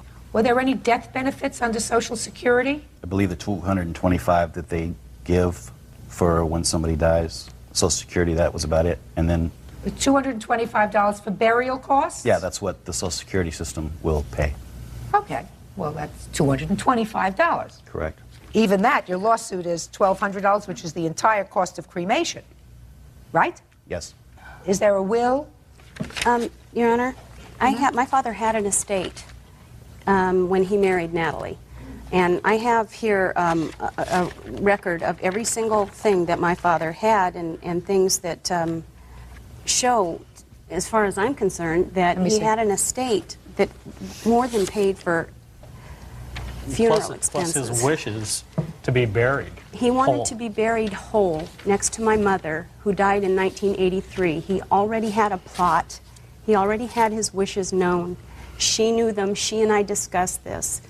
When he died, she knew that we did not want him cremated and that he didn't want to be cremated. How long was he married to your mother? 37 years. When did she pass away? 1983. I hired Natalie to be his housekeeper. I think an important point. Go ahead. I think an important point is that when my father was ill, we hired Natalie, my sister actually hired Natalie to take care of him. And in a 6-week period, they were married, and she produced a license with his name on it. And her license. With her name on it, and my father's name. And at that point, a bank that had all his funds and monies called us up, my sister, which was the power of attorney at the time, and said there's something funny going on. This woman is here, and she's liquidating Closing all of his accounts. Closing all of his accounts, getting all the funds out of his accounts. At that point, we contacted my father, and that's when he said, well, we just happened to get married. Okay. Miss Sell, after you married Mr. Sell, Yes. were you working anyplace else? Before I started working for him? For the last 7 years, since you were married to their father, you didn't work at all outside the home? That was a full-time job with Mr. Selb. Fine. So you didn't work at all outside the home? No, ma'am. Is that right? How were you supported? We lived on his retirement and my Social Security. How much was your Social Security? My Social Security, $472. And how much was his pension? His pension was $1,200, something like that. And how much was his Social Security? 5 something. So you had Social Security of $400, and he had about $1,700 a month. Is that right? Right, ma'am. Okay. And he had savings as well. Is that right? Yes. Of course. Where are his savings? The savings? Yeah. We spent most of it. Do you have any left? We have traveled quite a bit, ma'am. Oh, just a minute. Do you have any left of his savings? Yeah, I have $2,000. Good. That pays for the funeral. Thank you very much. That's all. Parties are excused. You may step out. The only thing I can say that I took care of their father for 7 years. My sister went there a couple of weeks afterwards, and she found the mail actually had been sorted through and gone through, his financial statements gone through. They wouldn't even answer the letters I have sent it to them. And now the next case. All parties in the matter of Langlois, step forward. 51-year-old office manager Vicki Langlois is suing her ex-husband, 36-year-old operations manager Jim Langlois, for medical expenses for the family dog. Miss Langlois, you and the defendant were married for 13 years. You were divorced officially, I believe, according to what I've read, in 1999. Correct. There was a dog. Jim's dog. Well, you say it was Jim's dog. There was a dog that lived in your house for a long time. The dog remained in your home. The dog became ill. You took the dog to the vet. Correct. There was substantial expenses for the dog in the amount of $1,817. The dog was ultimately put to sleep, and you want the defendant to pay those veterinarian bills. Correct. Okay, so I will hear you on why you think he is responsible for those bills. When he left in March of '99, he moved into a studio apartment where there was no pets allowed. I was left with the dog to care for it. Then, March of 2000, the dog became ill. I talked to Jim, and I explained to him everything that happened. He didn't disagree with how I handled it. I told him I would not be able to pay the bills, and he said that was okay, and he'd take care of it. So I had brought the dog home with the understanding that I would have to give the dog intravenous feedings twice a day, which I did until April 25th, when he suddenly turned worse. I called Jim. I told him he wanted to see the dog. I brought the dog to him, and he returned the dog to me, and the next day the dog even got worse. I called the vet. She said there's nothing more we can do for him. How old was the dog? 12 years. And how old is your son? 12. So that the dog had been your son's companion as well. His best friend. Okay, go ahead. And so Thursday night, the 27th, I believe it was, I called Jim at work. When I tried to discuss what was going on with the dog, he just wanted to talk about the divorce and all the other property issues that were going on. And he got abusive, and he wasn't even listening to me. I was telling him that Saturday morning was the appointment, and he got abusive and was swearing at me, and I hung up the phone. On Saturday morning, my daughter Kendra took me and our 12-year-old son to the vet, and we sat there with him while the dog was put down. Later, I talked to Jim about the money, and he said we would have to discuss it at the divorce hearing in June. When we got to the divorce hearing, his attorney asked that the two attorneys could talk outside of the courtroom and discuss some of the issues. The outstanding financial issues. Right, and the dog was one of them. My attorney said that Jim was denying it was his dog, and that I shouldn't waste $250 an hour. I should take it to of his time. I should take it to small claims court, and that's what I did. It is clear to me, Mrs. Langlos, that your 12-year-old son would have been devastated had his father left the house, and in addition to leaving the house, taken his dog. According to you, the dog was his best friend. Mm-hmm. So it wasn't that you were dog sitting for the defendant's dog. You kept the dog because it was the family dog. Whoever purchased it, paid for it.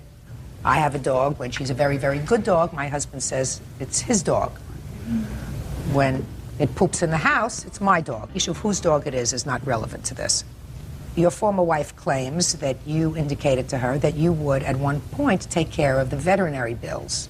Let us assume for the moment that you did say to her, I'll take care of it, whatever the bills are. And I don't even have to make a judgment on that.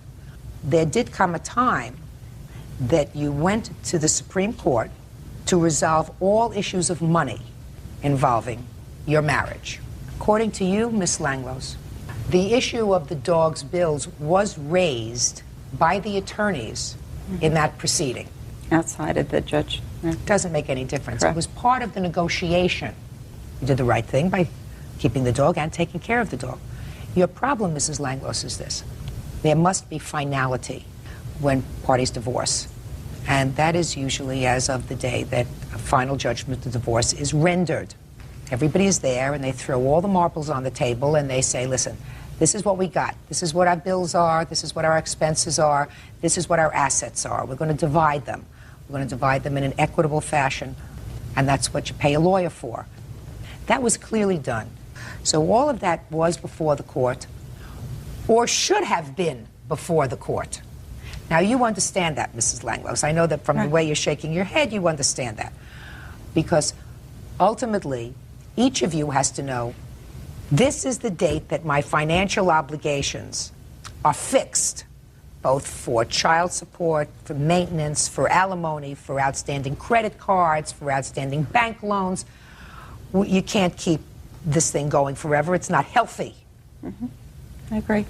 According to you, and I'm just taking what you tell me, your attorney did in fact raise the issue at that time. You were given bad advice by your attorney. If your attorney did indeed say to you, deal with it later, that's very bad advice, because your marriage terminated and these bills were incurred prior to the stipulation and settlement and the judgment of divorce, unless your former husband believes that you should voluntarily contribute to the dog's vet bills. He is under no legal obligation to do so. Just for my own sake, you want to tell me, Mr. Langlos, how much you pay in child support for your son? I believe it's $961 a month. Do you pay maintenance to your former wife, in addition to the child support? Yes. And how much do you pay in maintenance? 1,000 something. It's a little over 1,000, 1,027. Are you currently current in your child support and maintenance? Yes, my child support and spousal support comes directly out of my work check. Do you see your son? Visit him? Not now, I don't. Why not? We have issues that we're working out through court right now. So there are ongoing issues of visitation? Mm-hmm. So you're still paying lawyers? Yeah. Yes. I am. She's not. She doesn't have a lawyer at this time. I do. Well, that's unfortunate. No, that's not true. I do have a lawyer. Yeah. Okay. Whether you have But a yes, lawyer, we I are have his letter that says whether you he's- have a lawyer or not, it's really unfortunate that you can't put a period and start having some sort of normalcy to your lives. That's really very unfortunate. In any event, Ms. Langlos, all financial issues were resolved in your case in June of 2000, so your lawsuit... All right, there's a rather complicated fact pattern in this case, so let me see if I understand it.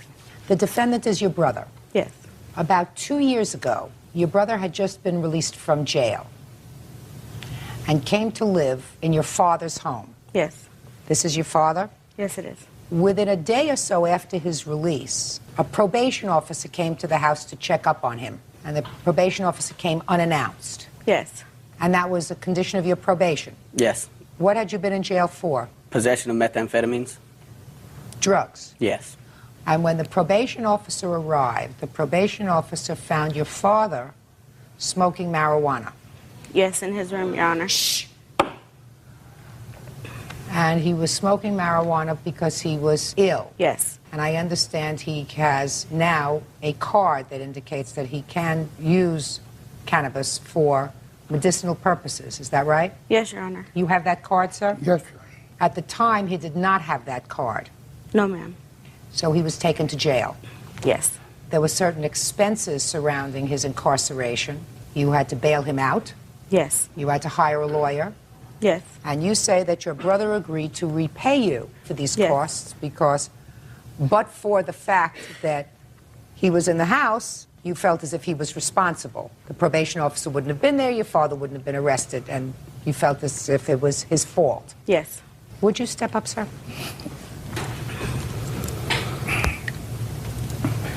Yes, Your Honor.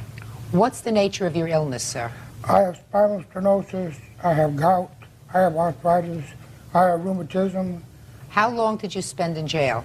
12 hours, something like that. Before your daughter bailed you out? Yes. And how much did it cost to bail him out? The bail was set at $8,000, so we had to put $800 down. And you hired a lawyer? Yes, ma'am. And how much was the lawyer? The lawyer was $2,500. You have receipts for those two things? Yes, I do.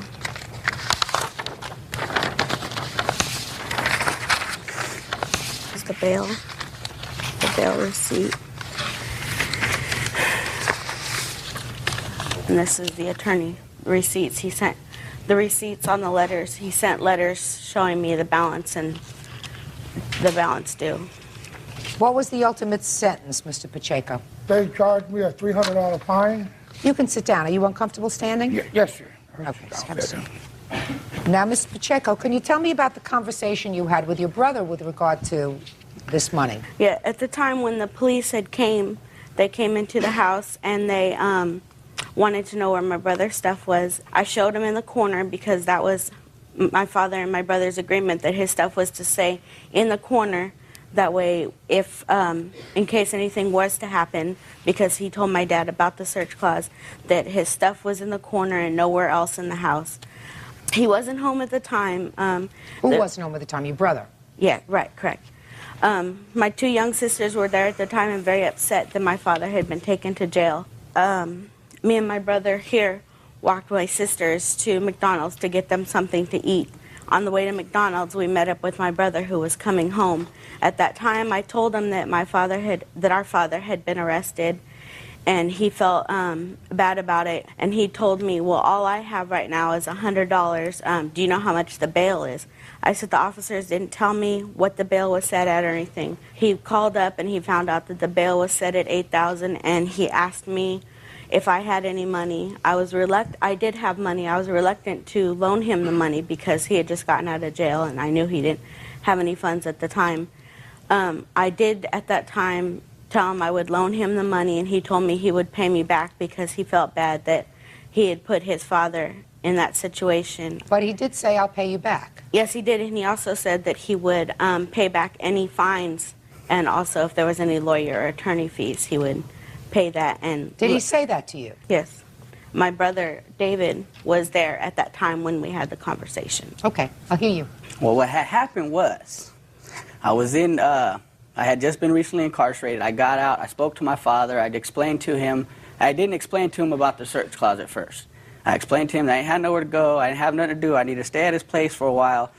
Move my stuff in, like she said. I had one particular area, and at that time I told him, that's when he told me to put it in one area, because I told him about the search clause.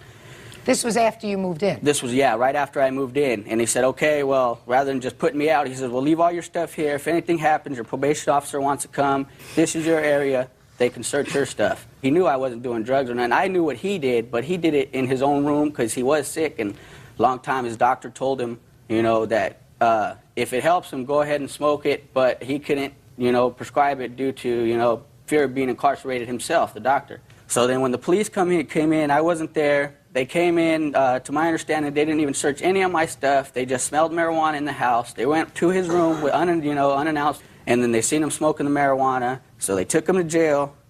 My sister, I was coming back home. My sister told me, Pop's in jail, what happened?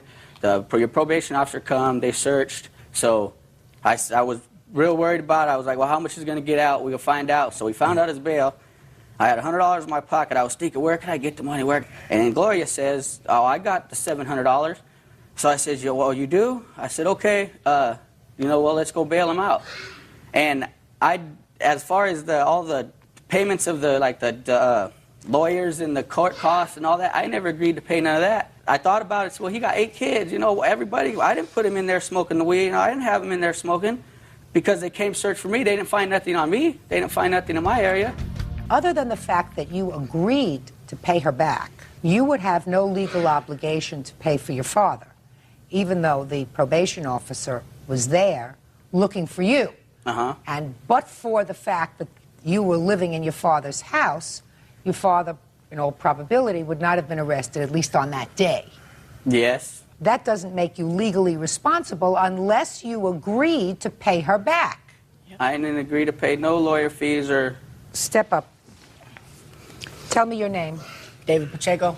You were with your sister when you found your brother? Yes. Tell me about the conversation as you remember it. My sister, when we approached my brother, like she said, she explained to my brother, you know, about how the police came and how they took him to jail and stuff like that. And you know, he couldn't stress enough how bad he felt of, you know, it was his fault that my father had ended up in jail that day. He said it more than once that, you know, I will pay you back anything, you know, whatever fines come up, anything, I will pay you back as soon as I can. When did you decide, sir, that since there were 8 children, it should be spread around? When I couldn't pay the bill, when I couldn't pay nothing, and I didn't agree to pay I just want to know, you didn't say to your sister at the time, well, there are 8 children, so we'll spread this around. No, I didn't, because at the time I was just worried about getting my father out of jail. Right. As far as the bail, I may be responsible for the bail because if he was incarcerated because of me, but that don't make me got to pay. Why I got to pay the plant fees? He got his plants took, his weed took, his you know, put it in jail. I didn't put him there. I didn't tell him to smoke no weed. I know it helps him, but you know, I didn't know they was coming to raid him. Mr. Pacheco, I don't think you listened to what I said before. I said, if it weren't for the fact that I believe that you told your sister at the time that you would pay her back this money, you would not have a legal obligation to do it because it's not your fault that your father was smoking marijuana, even as he claims, for medicinal purposes. But I can imagine how badly you felt at that moment when you found out that your father had been taken to jail. Yes, of course. That you felt terrible, and you said, let's do whatever we can to get him out, and I'll take care of the bills, but I don't have the money now. I mean, that sounds logical to me. Well, later on, perhaps. We didn't even discussed anything about the lawyer fees or anything till after that day anyway. Now, when I told my father, you know, let me know what's happening and I'll do whatever I could do, but I didn't say I will pay it. And then when he starts coming at me with $2,500 for a lawyer, you know, I'd have got a public pretender. Public pretender. I never heard them referred to as a public pretender. I've seen some of them work. Some of them are pretenders. That's what I say too. But see, you get that from the state. I mean, you know, why I'm a public I wouldn't pretender. get no That's a new one. $2,500 on a Gotta lawyer. send that one to the Bar Association. Judgment for the plaintiff in the amount of $3,600. That's all. Parties are excused. You may step out. I ain't trying to go get no lawyer or tell him to, you know, go hire this high-priced lawyer and get all these fines. I never agreed to none of that. Sometimes family, they might say something at the time and not mean it, but you just have to pursue it. And now the next case. All parties on Clay versus Markham. Step forward, please. 50-year-old respiratory therapist James Clay is suing 30-year-old former teacher's aide Don Markham. James says during his family stay at a hotel, Don injured his daughter in the pool. Mr. Clay, I understand that you were at a motel with one of your daughters. 2 of my daughters, yes, ma'am. And it was a nice day, and you and your daughters were in the swimming pool. My 2 daughters were in the pool, and my wife was supervising them. And at the same time, the defendant was in the swimming pool. Yes, ma'am. You were there with a group of people? Yes, I was there with a school group. I was a room chaperone. You were the chaperone? Room chaperone, just for the evenings in the room. According to your complaint, Mr. Clay, the defendant injured your 11-year-old daughter. Yes, Your Honor. Were you present when that happened? I was not present. Who is a witness to what happened? My wife. Could you step up, please? Mrs. Clay, tell me what you observed. Well, Mr. Markham was in the pool. He was in the middle of this group. He was picking people up and throwing them. He'd throw one this way and one that way, and, you know, just every direction. And some of the other mothers and I were looking at each other like, this isn't right. He's going to hurt somebody. This is an accident that's going to happen. And it did. Well, tell me what happened. Well, he picked up a young man, threw him. My daughter was close to How did he throw him? Like that, through the water. You know, hurling and then down on my daughter's left shoulder. Pushed her under the water. And she came back up and her shoulder was obviously hurt. Well, what did Mr. Markham do? Well, I looked right over at him and he just kind of shrugged his shoulders and didn't say anything. Did you take your daughter for any treatment? We went back to the room, got dressed, and subsequently went to the hospital, the ER. Do you have any papers from the emergency room? Yes, ma'am.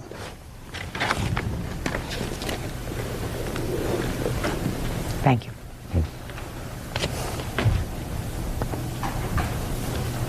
Laura, would you like to step up with your mom and dad? Sure.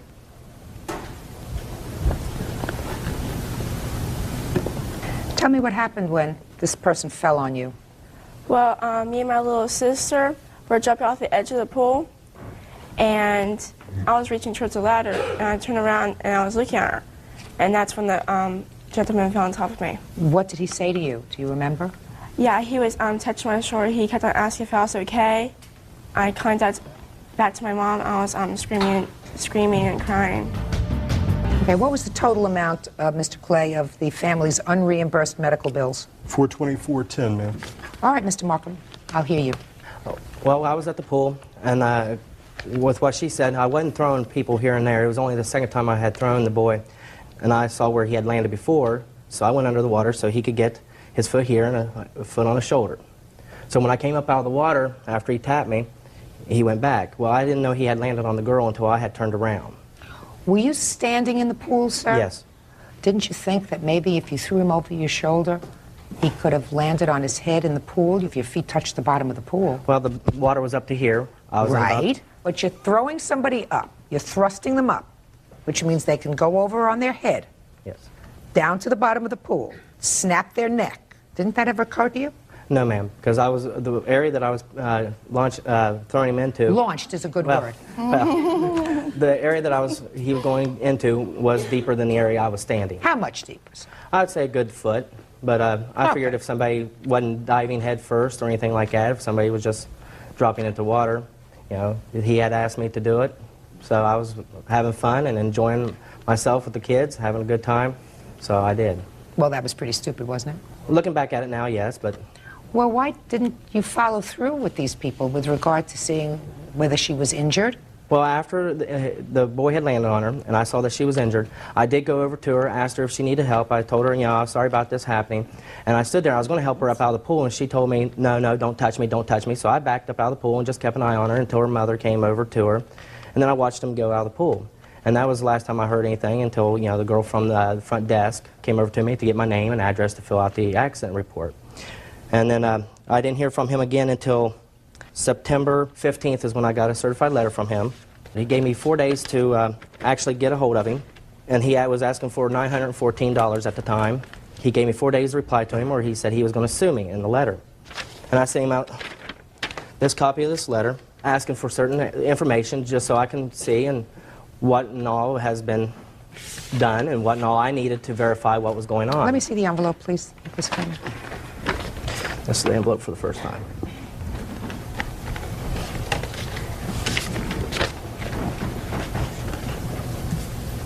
Mr. Markham, well, you talk here in terms, sir, of your level of responsibility. But what do you mean, my level of responsibility?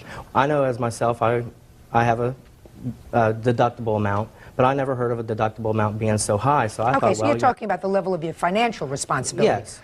Not that you don't bear responsibility for the actions that you caused. Right. You know, even though, you know, like I said, it was an accident. But I was willing to work with the gentleman. No, that wasn't an accident. That wasn't an accident. An accident happens when sometimes there are unforeseen circumstances.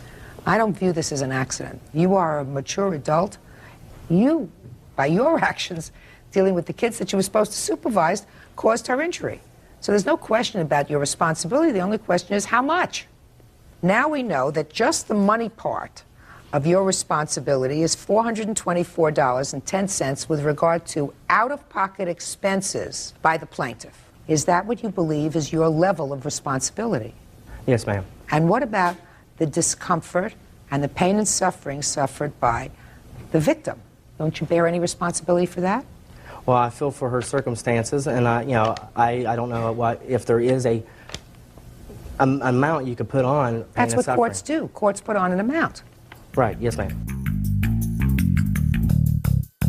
What were you doing that summer? Were you still in school on June 11th? No, actually, I went on a camping trip with my dad and my little sister. Right afterwards? No, we had to wait at least for the rest of the month.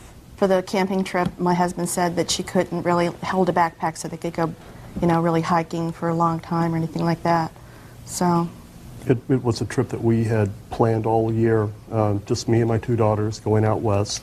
And it ruled her out of soccer for the fall. She wasn't able to play. You mean in September you still had residual effect of the shoulder injury? I had, I couldn't move my shoulder for a very far distance for about 3 months afterwards. Mr. Markham, that's what courts mean by pain and suffering. Plaintiff is suing you, Mr. Markham, for $3,000. He's suing you, I assume. The other $2,500 is for pain and suffering on behalf of his daughter for the discomfort that she endured as a result of your actions. He is absolutely entitled to that. Judgment for the plaintiff. Parties have been sworn in, Judge. You may be seated. Ma'am, have a seat, please. All right. Well, there are certain things about this lawsuit that we can all agree on. Ms. Kessler, the defendant is your cousin. Correct. Also a neighbor. Correct. And he has a girlfriend. Girlfriend? Yes, ma'am. You also know Dawn. Yes. And according to what I've managed to piece together from reading these papers, you were having a conversation with Dawn.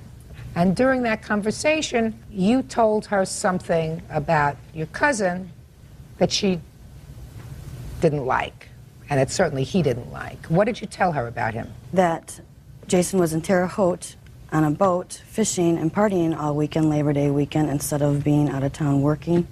So you told his girlfriend that he wasn't where he was supposed to be, but he was out partying when he was supposed to be employed, right? Yes. And you confronted Jason? Yes, ma'am. Step up.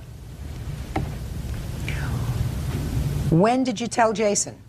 While I was on the phone with Amanda, I had asked him about it. So he was at your house? Yes. Had you called Amanda, or did she call you? She had called me.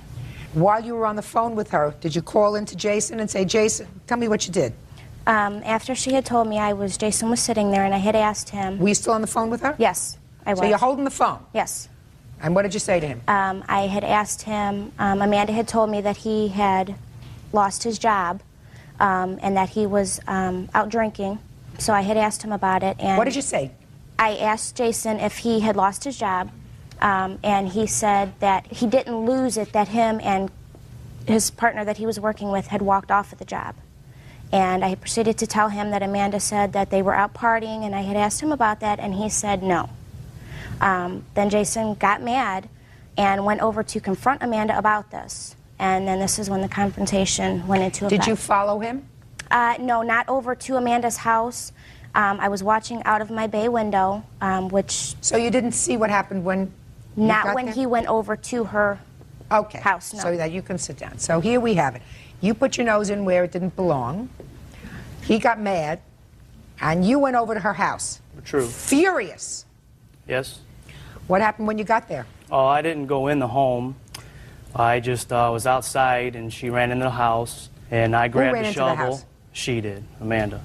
I grabbed the shovel, and I proceeded to go up to her van, and I destroyed the taillight. I hit the taillight, and I paid for a new one, got the receipt, and gave it to her.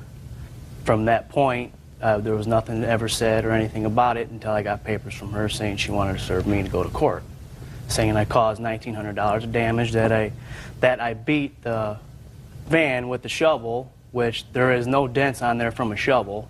It's all hail damage that were already existingly on the vehicle when they bought it. Why did you pick up a shovel, Mr. Napier? Well, I was frustrated, and I was tired of her interfering in my life and starting trouble with my family when she ruined her own life with her family. You mean you couldn't settle that with words? Well, words only lead so far. It just accumulated of her doing it to us so many times and so many incidents and so many reports. You know, I just got fed up with it, and it just tried to relieve the pressure and show her what it feels like when she destroys people's property. Why, she ever destroyed your property? Yes, she has, many of times. Really? Yes. Well, tell me about that.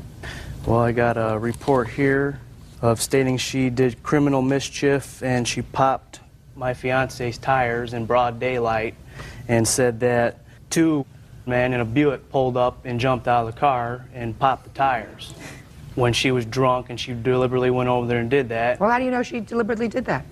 Because we saw her out of the front bay window. We told her to watch and heard the tires pop. You know, and tires make a loud noise when you stab a knife through them.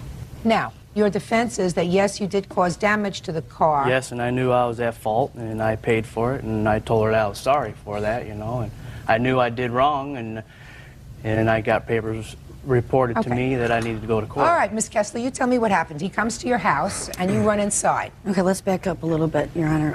When I was on the phone with Dawn, she advised me to call 911, that Jason was in a very big rage, so I did so quickly, ran to my master bedroom closet while he was in my house screaming that he's going to burn my house down, beat me up. I then heard the door shut, and I was on the phone with the dispatcher at the time, and I watched Jason pick up a shovel from my storm door and just rage from my hood all the way back. And there's scars, and there are dents. There's scars on my windows, on my hood, all the way down where it needs to be repainted. I have a very nice looking van, and I was so frustrated and confused. The police said that they would take care of it, talk to him. He said he'd pay for the damages. So I left it at that. Well, nothing was getting done, and I saw that there was more damage, got the estimate, and wow, almost $2,000 worth of repairs. Tell me about him fixing the taillight. I had a friend over. Dawn called them over. He did not fix the taillight. Dawn gave the taillight to a friend of mine in the yard. So he purchased a taillight? Right. And then I had to pay somebody to put it on for me. You have photographs of the car? No, I do not. Why not? Well, I did. I forgot to bring them. How am I supposed to assess the damage? Well, I have two estimates here that have full explanatory of what happened. I have a police report here that has So let me see the reports that you have. We do have pictures, Your Honor. You have pictures? Yes. She wants the police report? And I want the police report and the estimates, and I will take a look at the defendant's photographs, please.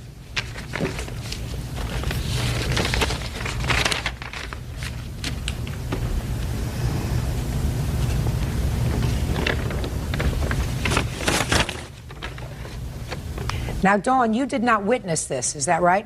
Yes, I did. You said you were in the house. Yes, I witnessed it through my bay window, which her van, she has pads that that come up into the side of my yard, which is right in front of my bay window, and I witnessed the whole thing.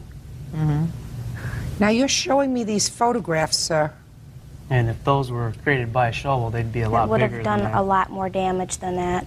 This one certainly looks as if it's an absolutely fresh scratch with a dent. Want to take a look at that on the hood? Right. He never went to the front of the vehicle. He Yeah. stayed at the end. When the police came, the shovel was still by the tail light, halfway in the yard and on the sidewalk. He hit the tail light, dropped the shovel, and he proceeded to leave. You're also presenting a bill here that talks about front lamps, front bumper. He hit my van about 22 times. Well, if he hit your van about 22 times, then you should have, clearly, some evidence to demonstrate that. Certainly this caused substantial damage. Right, that was at the end of his rage. This is not damage. That's what your van looks like now, right? Right. There's scars all the way up and down. The window's scarred. You don't see that here. What you're saying is those scrapes and dents were not caused by a shovel. Right. Well, if you pick up a shovel and you cause this kind of damage, you see more than just a scrape. Right. Doesn't that seem logical to you? Seems logical to me. Especially with the anger that he had in him to do little dents like that. I mean... How much did it cost you, Miss Kessler, to have the tail light fixed?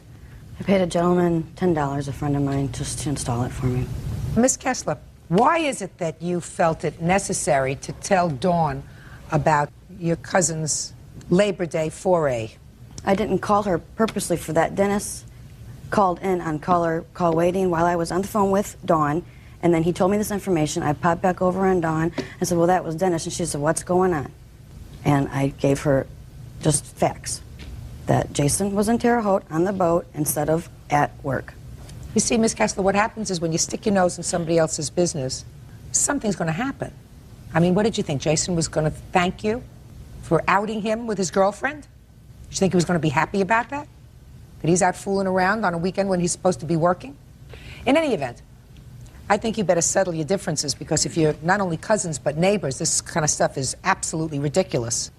You say it cost you an additional $10 to have it installed? Correct. That's the judgment. Judgment for the plaintiff for the amount of $10. That's all. Parties are excused. You may step out. It was wrong for her to call over there and start stuff with my fiance and try to get me into a predicament that shouldn't have been escalated into. I would like to move on with life.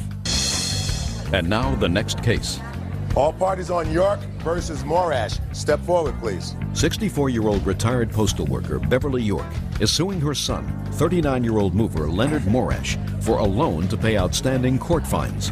Leonard says his mother told him he didn't have to pay it back.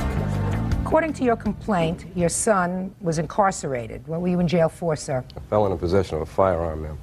And he had served his time on that charge, but it appeared that he had some outstanding parking tickets or outstanding driving tickets. Is that right, sir? Outstanding fines, Your Honor. What kind of fines? For a little criminal activity of possession of cocaine, possession of marijuana. And what were the fines for? Court fees? Yes, ma'am. That you hadn't paid? Correct. And how long? Several years. Not terribly responsible. So that you were contacted in order to find out if you would put up the money to pay those fines so that he could get out of jail. Correct. You agreed to do that, according to you. You made a loan to him. $705. $705. He got out of jail, didn't pay you. Correct. Who contacted you? At first, my son contacted me. From prison? From prison. And he asked if I would loan him the money. And he has made several loans in the past that he has never paid me back. And this time I said no. And then he called later on from his counselor's office, and he wanted me to speak with his counselor. And his counselor advised me that he had changed and thought that it would be a good idea if I helped him out. How long were you in jail, sir? I was in there for about 3 years. You were anxious to get out? Yes, ma'am, I was. How long would you have had to remain in jail if your mother hadn't paid the fines? It might have been like 6 months. So you were looking at another 6 months? Correct. Now, you did call your mother initially. After she finished speaking with your counselor, you spoke to her. Is that right? Yeah, she was a little leery of doing it in the first place. And what did you tell her? I said that I would come back to live with her and be with my son. Your mother has legal custody of your Yes, son. she does at this point in time. Well, she has for a long time, I assume. Correct. I've been in and out of his life. How long have you had legal custody of your grandson? Since he was a year and a half old. That's you, right? Yes. You like living with your grandma? Yes, I do. Treats you good? Mm-hmm. By the way, do you want to be in here or would you like to wait outside? How do you feel about it? I'll stay in here. You sure? Mm-hmm. Okay. So you told your mother that you would come back to live with her. Yes, I did. Did you go back to live with her? No, I'm residing in Concord now. I have a good job there and a beautiful apartment, and I'm with my wife. And she doesn't like the fact that I'm with my wife. But she had told me prior to that I did not have to pay her back as long as I was with my son. Came Well, back when into did his she life. tell you? Okay, so let's go back. When did she tell you that you didn't have to pay her back? During a visit at the halfway house that I was in, after getting out so I could get back into society and conform and just do the right things. And she had visited me with my son, and it wasn't about the money issue. It was about me being back into my son's life and him having a father, and which I always tried to do. My mother's very controlling and overbearing at times. She can't control you while you're in prison, sir. What did she say to forgive this loan? She said to me, it's not about the money, Lenny. I just want you to come back into your son's life and take care of him, have responsibility for him. And I've always wanted to do that, but I have my crosses that I bear. I've made mistakes in my life. all Okay, right? so what did she... I just want to carry on. So what was the arrangement? The arrangement was that you would come back to live with her, Correct. be in your son's life, Mhm. and if you did that, she would forgive the loan. Right, and not go Just back a to my... second. Hold on. Did you go back to live with her? No, I did not, ma'am. Well, if you did not go back to live with her, sir, you still owe her the money. Now, you were married at that time? I've been married for 3 years. So instead of going and living with your mother, you went back to your wife. Correct. Well, do you think that you breached the agreement with your mother? No, I don't, because I believe she had said that I didn't have to pay her. She said you didn't have to pay her forgave the if loan. what? If what? If I went back into her life, in No, my you told son's me if life. you went back to live with her. Right. With your son. With my son, correct. Okay, but you didn't do that. No, I did not. So you didn't fulfill your part of the agreement which forgave the loan. Are you following me? Yes, I am. Well, I mean, because you had a choice. Your choice was that either... I went back to live with my wife, correct. Right. And then she started haunting me on the phone and calling me all sorts of names on the phone with my son on the phone. My son's screaming and crying, and she's back in the background calling me all sorts of, insidious, crazy names. And I love her. She's my mother, but I can't put up with her sometimes. Mr. Marash, Yes, ma'am. you were in prison for 3 years, so during the 3 years that you were in prison, you were, I assume, not contributing to the financial support of your son. Is that right? Correct. Now that you have a good job, how much money have you been sending to your mother to contribute to your son's support? I haven't. Why not? She hasn't asked for any. If she would let me into my son's life, Just a minute. this is my flesh and blood. I thought blood was thicker than water. Now it's Why don't you see if this young man wants to step outside while we finish this discussion? Okay. Okay? Sure. Want to come outside here for a second? Sure.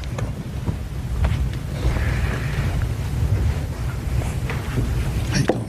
Fine. Okay. Your grandson is what, 11? He's 10. He's 10. I assume that the reason that you have legal custody of your grandson is because not only was his father incapable of taking care of him, but his mother as well. Correct. Is his mother alive? Yes, Your Honor. Does she have any contact with him? No, she does not.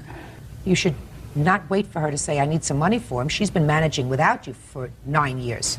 You should say, now I have a good job and I want to become an active member of society and fulfill my responsibilities. So for my good job, I'm going to send you $100 a week, $200 a week. I'm going to try to make up for what I haven't sent you over 9 years. Instead, you continue to bleed her. You should bless her every day. She took over your responsibility for 9 years. I mean, you may be angry. You may think my mother's controlling. She sets the times that I can see my son. She wants me to only see him at her house. All of those things. Does that sound familiar to you? something like that. I would too. She's right to say to you, you'll see him on my terms until I'm sure that you're going to be a positive influence in his life. You're not going to be here today and gone tomorrow. Yeah, but I also understand that a father should be in his son's life irregardless of mistakes or, things. It's the way it should be. Well, who I have a lot, said that? I Where have is a that lot written? to offer him. What do you have to offer him? Friendship, love. companion, being his father. Fathering a child takes a second. That doesn't make you a parent. She's his parent. Mother and father. You weren't there when he had the measles, the mumps, the chicken pox if he had, when he had strep throat, when he had an upset stomach, when he had to do his homework, when he had problems with a classmate, when somebody made him feel badly in school because his father was in jail. You weren't there. She was. You have to prove yourself to not only your son, but to your mother as well. And you're going to start proving yourself by paying her what you owe her. Judgment for the plaintiff in the amount of $705. That's all. Thank you, Parties Your are Honor. excused on the calendar in the matter of Wilson versus Pierce. Parties have been sworn in, Judge. You may be seated. Folks, have seats, please.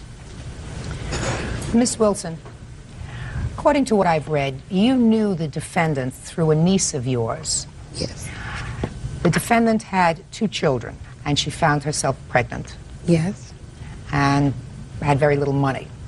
So far correct? No, ma'am. Had a lot of responsibility. Yes, ma'am. But it was financial responsibility. And a decision was made between the 2 of you that you would take the baby, right? Yes, yes. According to you, you kept the baby for 2 years. Yes. Little girl? Yes. Raised her in your home. Yes. With the expectation that you were going to be keeping her. Yes. And then you had to register her for daycare.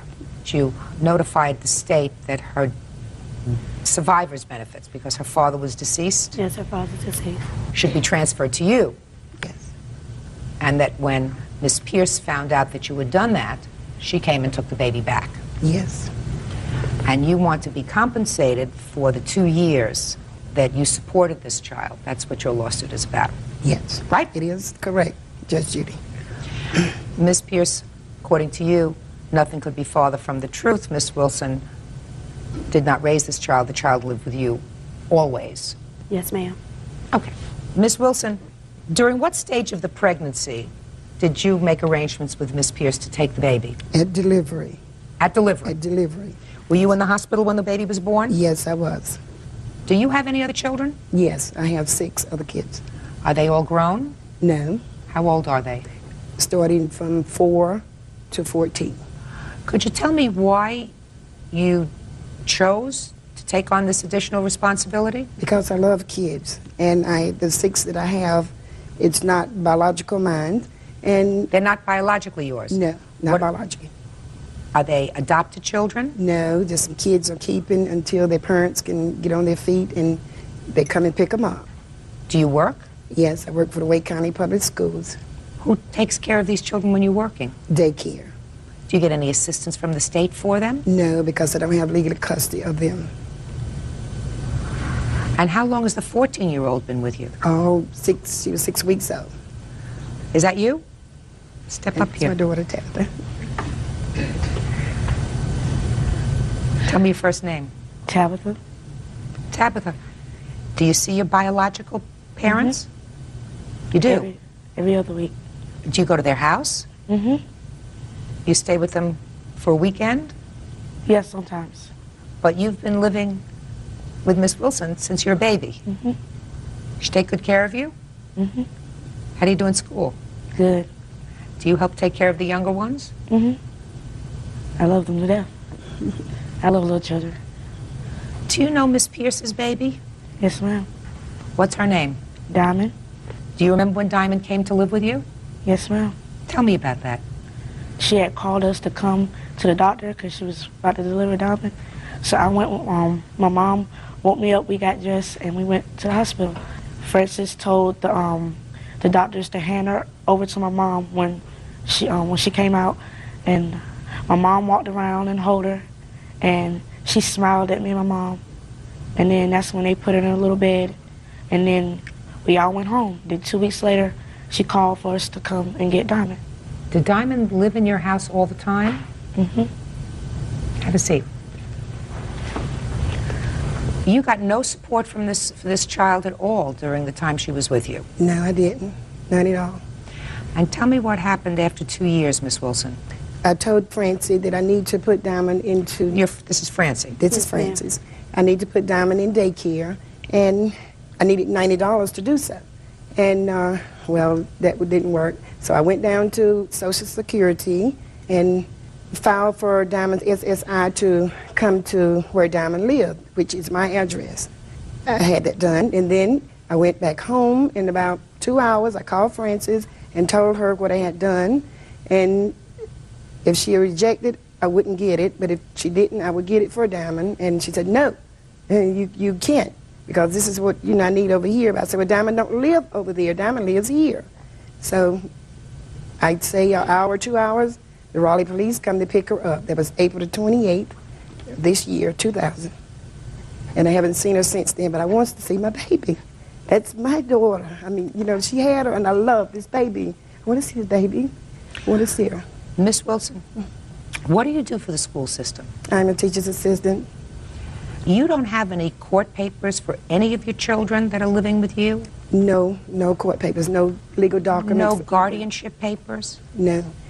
Tell me why, Miss Wilson. You are not an unintelligent woman. You know that if you have children living with you, for instance, if they need to go to the doctor, and you have to sign a consent form for the doctor to take care of them, who signs that form? I do. I signed the form. But you don't have the legal right to sign the form unless you have these papers for your kids. Certainly, this young lady has been with you for all of her life. You are her mother in every real sense of the word. But you should have some papers for her. There are ways that you can get assistance for these children to make your life a little more comfortable. Judge Judy, the 5 kids, well, the 6 that I have, their mom, they cooperate with me. And when we correspond together, they sign papers, they give me money for them.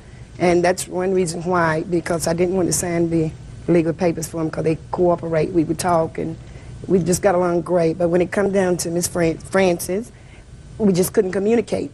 And I love my daughter. That's my daughter.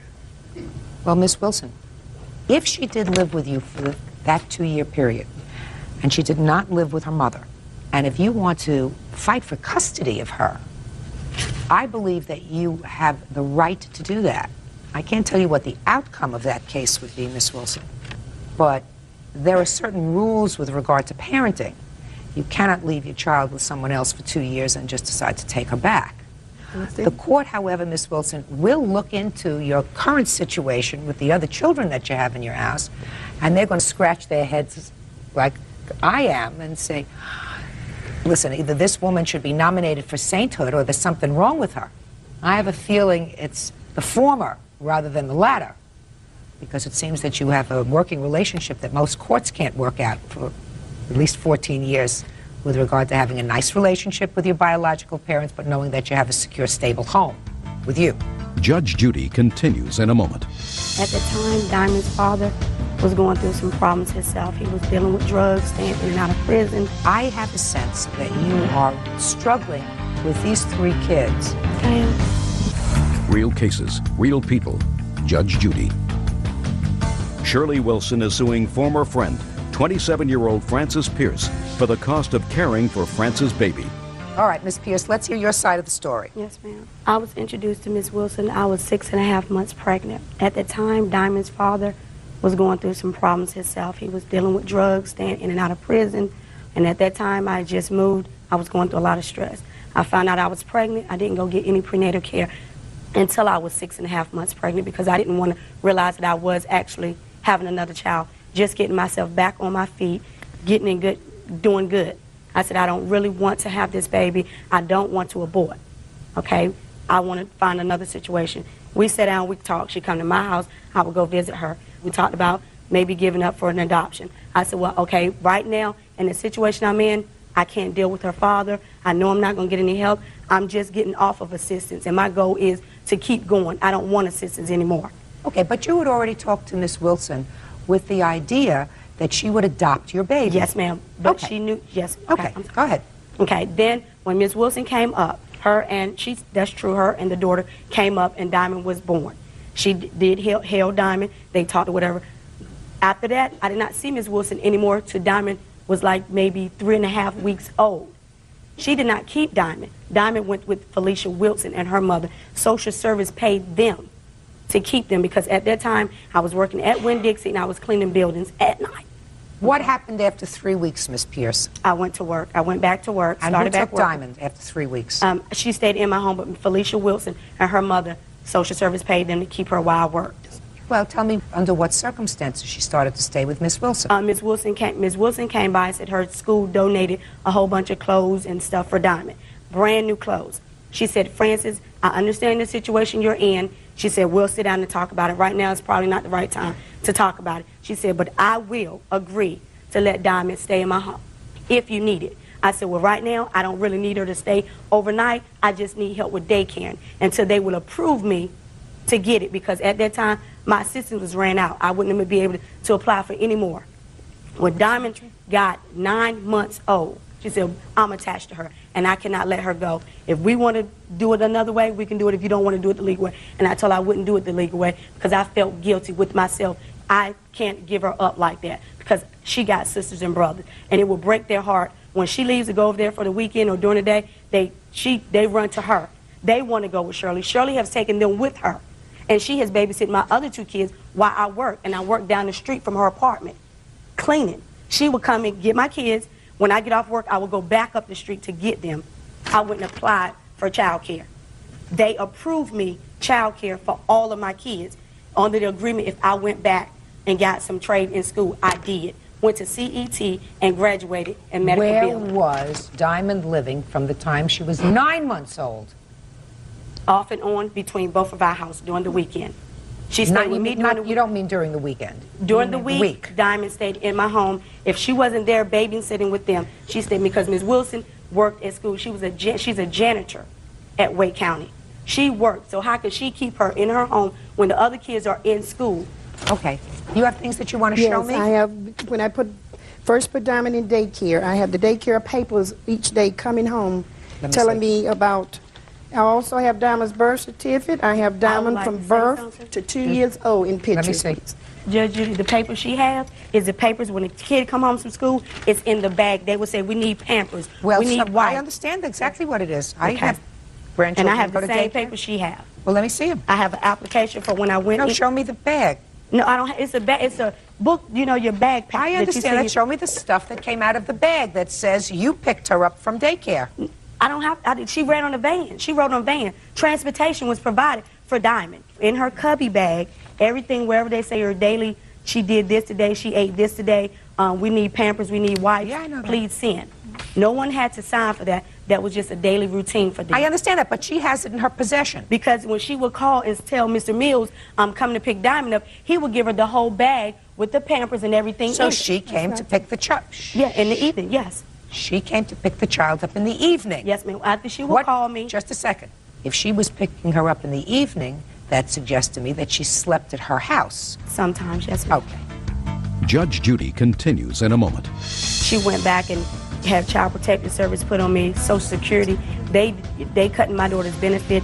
I could not afford to pay her daycare. They was not only just helping her go to daycare, they was helping my other 2 kids. Real cases, real people.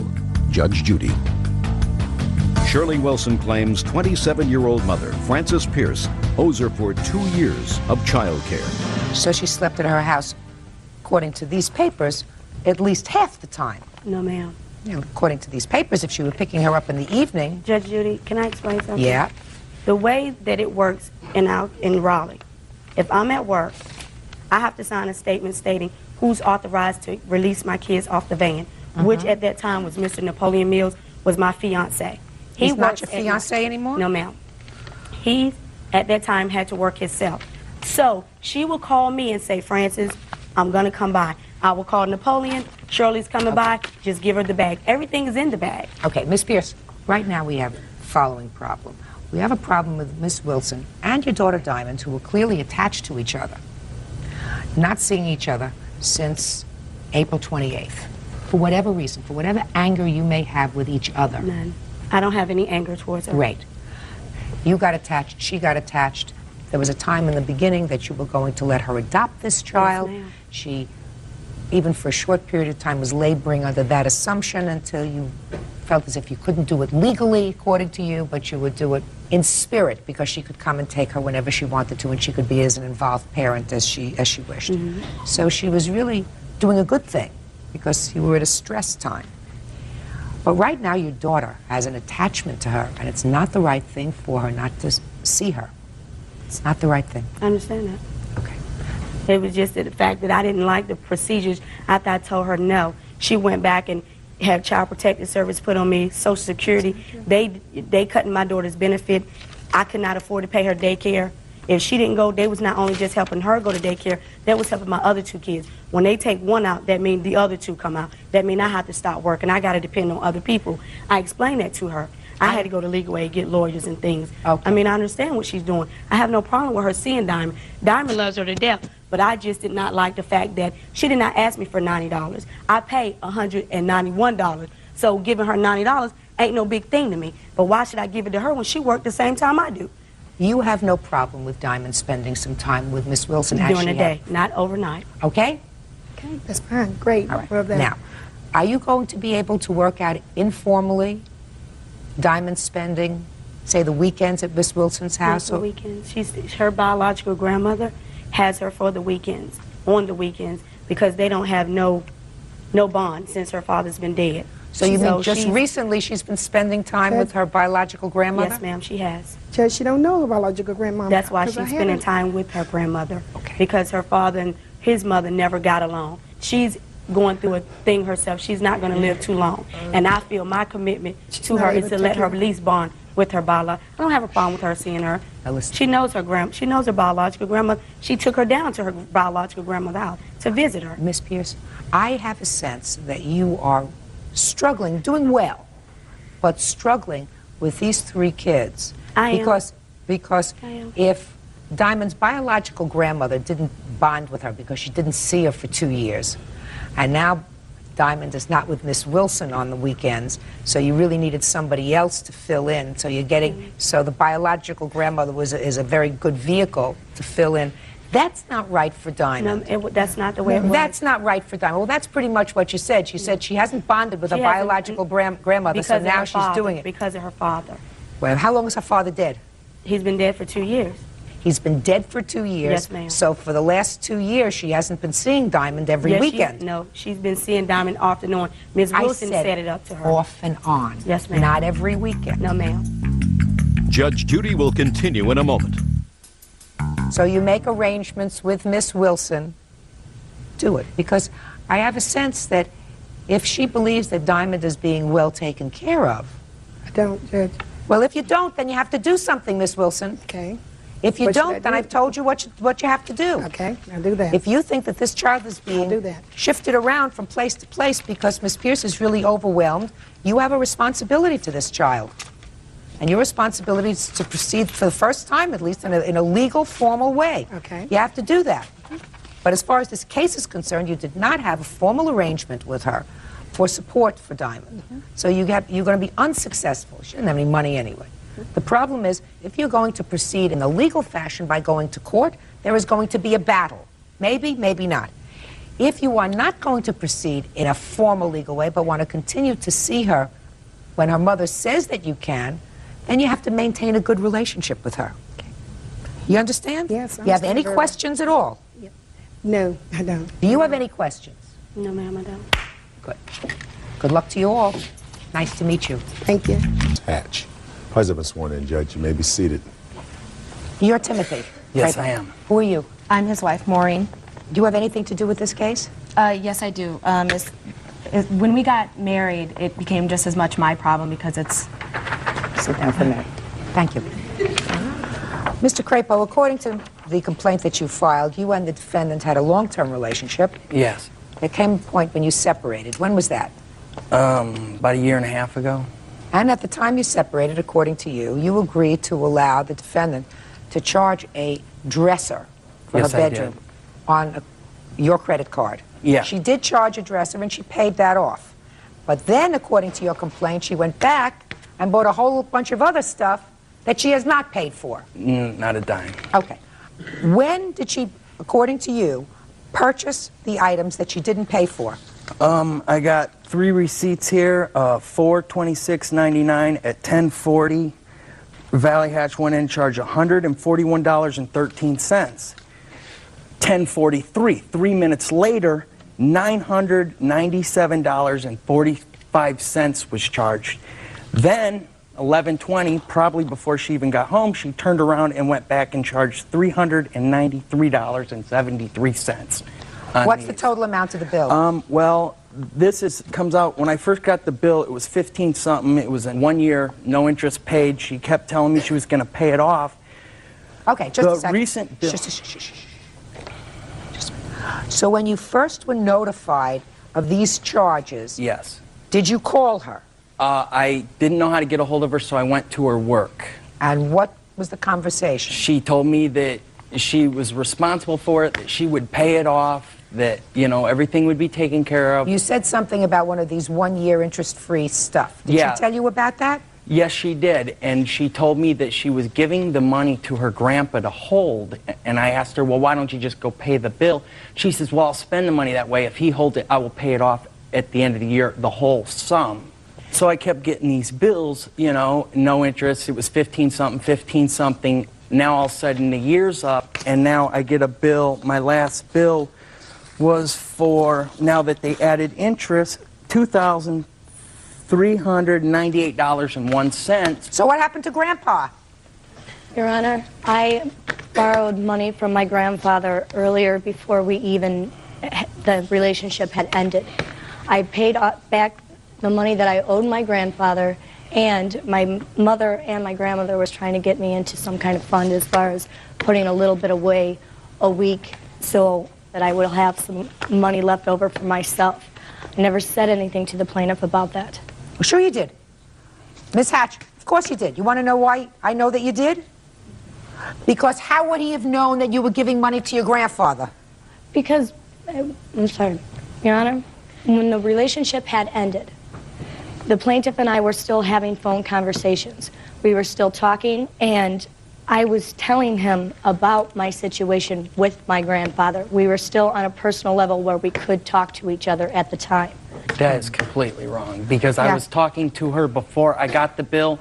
All of a sudden I got the bill, I went to her work. She told me that afterwards. I went to her a couple times about it, and so why don't you said pay she for your was going to furniture? take care of it. Your Honor, through the 4.5 years of the relationship, we both established credit together. We worked. We shared mutual expenses. We bought roughly around $6,000 to $7,000 worth of furniture and stereo equipment. That is wrong. Just a second. And I don't understand what your defense is to this. My defense is we had an agreement that I could make these purchases on there. I left him. You mean an open-ended agreement that you? It was a verbal agreement, Your Honor. You mean that you could go and charge whatever you wanted to charge, and that he would pay the bill? That's what you're telling me? Yes, Your Honor. So then why, if you think that that was your agreement, why would he come to your place of employment to question you about it? Your Honor, every time he would try to come in, I was either getting verbally harassed or physically. That's not what I asked you, Ms. Hatch. Don't try to think of an answer while making something else up. No. He came to your place of employment when he got this bill. Yes. And you had a conversation with him. And in that conversation, you told him that it was an interest-free loan for a year. Yes. Right? Yes, Your Honor. Okay. So he came to your place of employment and said, "What is this?" Which suggests to me that he was really surprised that in April you went and charged all this stuff. He knew. I about hit the floor when I got the bill. He was surprised. He knew that I was making those purchases. Just a second. In what month and year did you separate? April of 1999. So are you telling me the same month that you separated, you went and charged all these things? Your Honor, when I left with the clothes on my back. Whatever we had established together in the 4.5 years was left behind. I told we him didn't establish nothing together. Now, just a second. Now I want to find out about that, because I want to see whether there is a certain fairness and equity. How long did you live together? 4 years. She lived with me about 2 years with my mom, and then we moved out the last 2 years. The last 2 years, our relationship wasn't that good. She moved out a few times back. Just a second. And let me ask the questions and get the information that I need. All right. Okay. So you lived together for 2 years on your own. Yeah. What kind of work were you doing in 98 and 99? I'm a union carpenter. And how much did you declare that you earned in 1999? $48,000. And what kind of work were you doing? At the time, I was waitressing in different restaurants. So you weren't working all the time? I was working all the time. Yes, Your Honor, I was. And how much did you declare that you earned in 1999? Well, on my W-2s that they send to you and then tell you that how much you made for the year, on my W-2 forms, it only said that I had made not even $5,000. So the year before, did you file taxes? Yes, ma'am, I did. And how much did you earn in 1998? I believe it was $9,277. I work off the tips, Your Honor. In 1998, you remember that it was $9,277 in 1998. But in 1999, you think it was around $5,000. I believe so through my W-2s from... You said you believe so. It's just interesting that you remember the exact amount of your tax returns 2 years ago, but not last year. I just find that interesting. Don't you find that interesting? Very interesting. Well, yeah. Judge Judy continues in a moment. I think you did make these purchases. Then I think you went and got married and you said, hell with him, let him deal with it. May I say something, Your Honor? Sure. Make sure you don't get yourself into any deeper hole than you already are. And later today... It was late at night. I had crashed on the couch. Is that because you've been drinking? I had some to drink earlier that evening, yes. He was intoxicated. Real cases, real people. Judge Judy. Timothy Crapo says ex-girlfriend Valley Hatch owes for unpaid charges for furniture. Valley says there was no agreement to pay back the money. Okay. What was the rent on the apartment where you lived? I paid all the rent and paid all the bills the last year and a half because she claimed that she couldn't pay her credit cards off of. So I said, don't pay me, I'll pay everything. You pay off your credit cards and then you can start helping me with bills. Well, towards the end of our relationship, I loaned her $1,000 to pay off her credit cards because she wasn't saying she wasn't getting them paid off. Just 1 second, let me ask another question. Miss Hatch. Yes. How do you get to work? How do I get to work? Through my automobile. What kind of car? I have a 94 Dodge Shadow. That you purchased yourself? Yes. Pay insurance on it? Yes. Pay gas? Yes. You pay repairs? Yes. You buy your own clothes? Yes. If you made $5,000 in 1999, you weren't contributing to a whole lot of furniture, stereo sets, couches, and everything else that it takes to set up an apartment, Miss Hatch. Do you understand what I'm saying to you?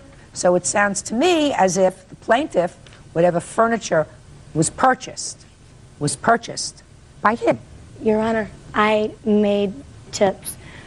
So the money that I come home with, that was the money that I pay all my car expenses, my rent, everything with. You didn't pay rent? She didn't pay rent. You didn't pay rent when you were living with him. He was earning $50,000 a year. You were a waitress. She was not nothing. You were not paying rent. Your Honor, he did take care of the rent. Yes, he did. I never said that he didn't. Electric, food, everything. Your Honor, I everything. shared expenses with him. No, you took care of yourself.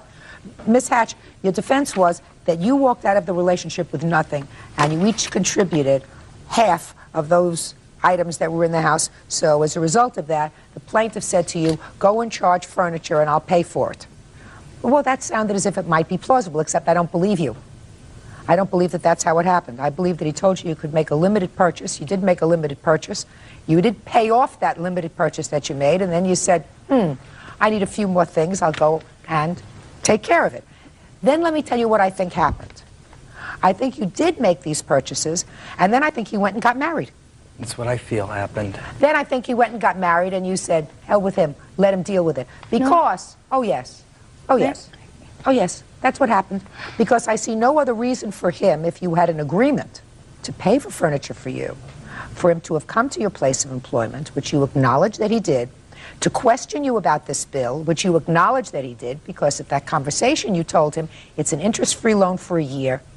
Don't worry about it. So you did clearly have that conversation with him.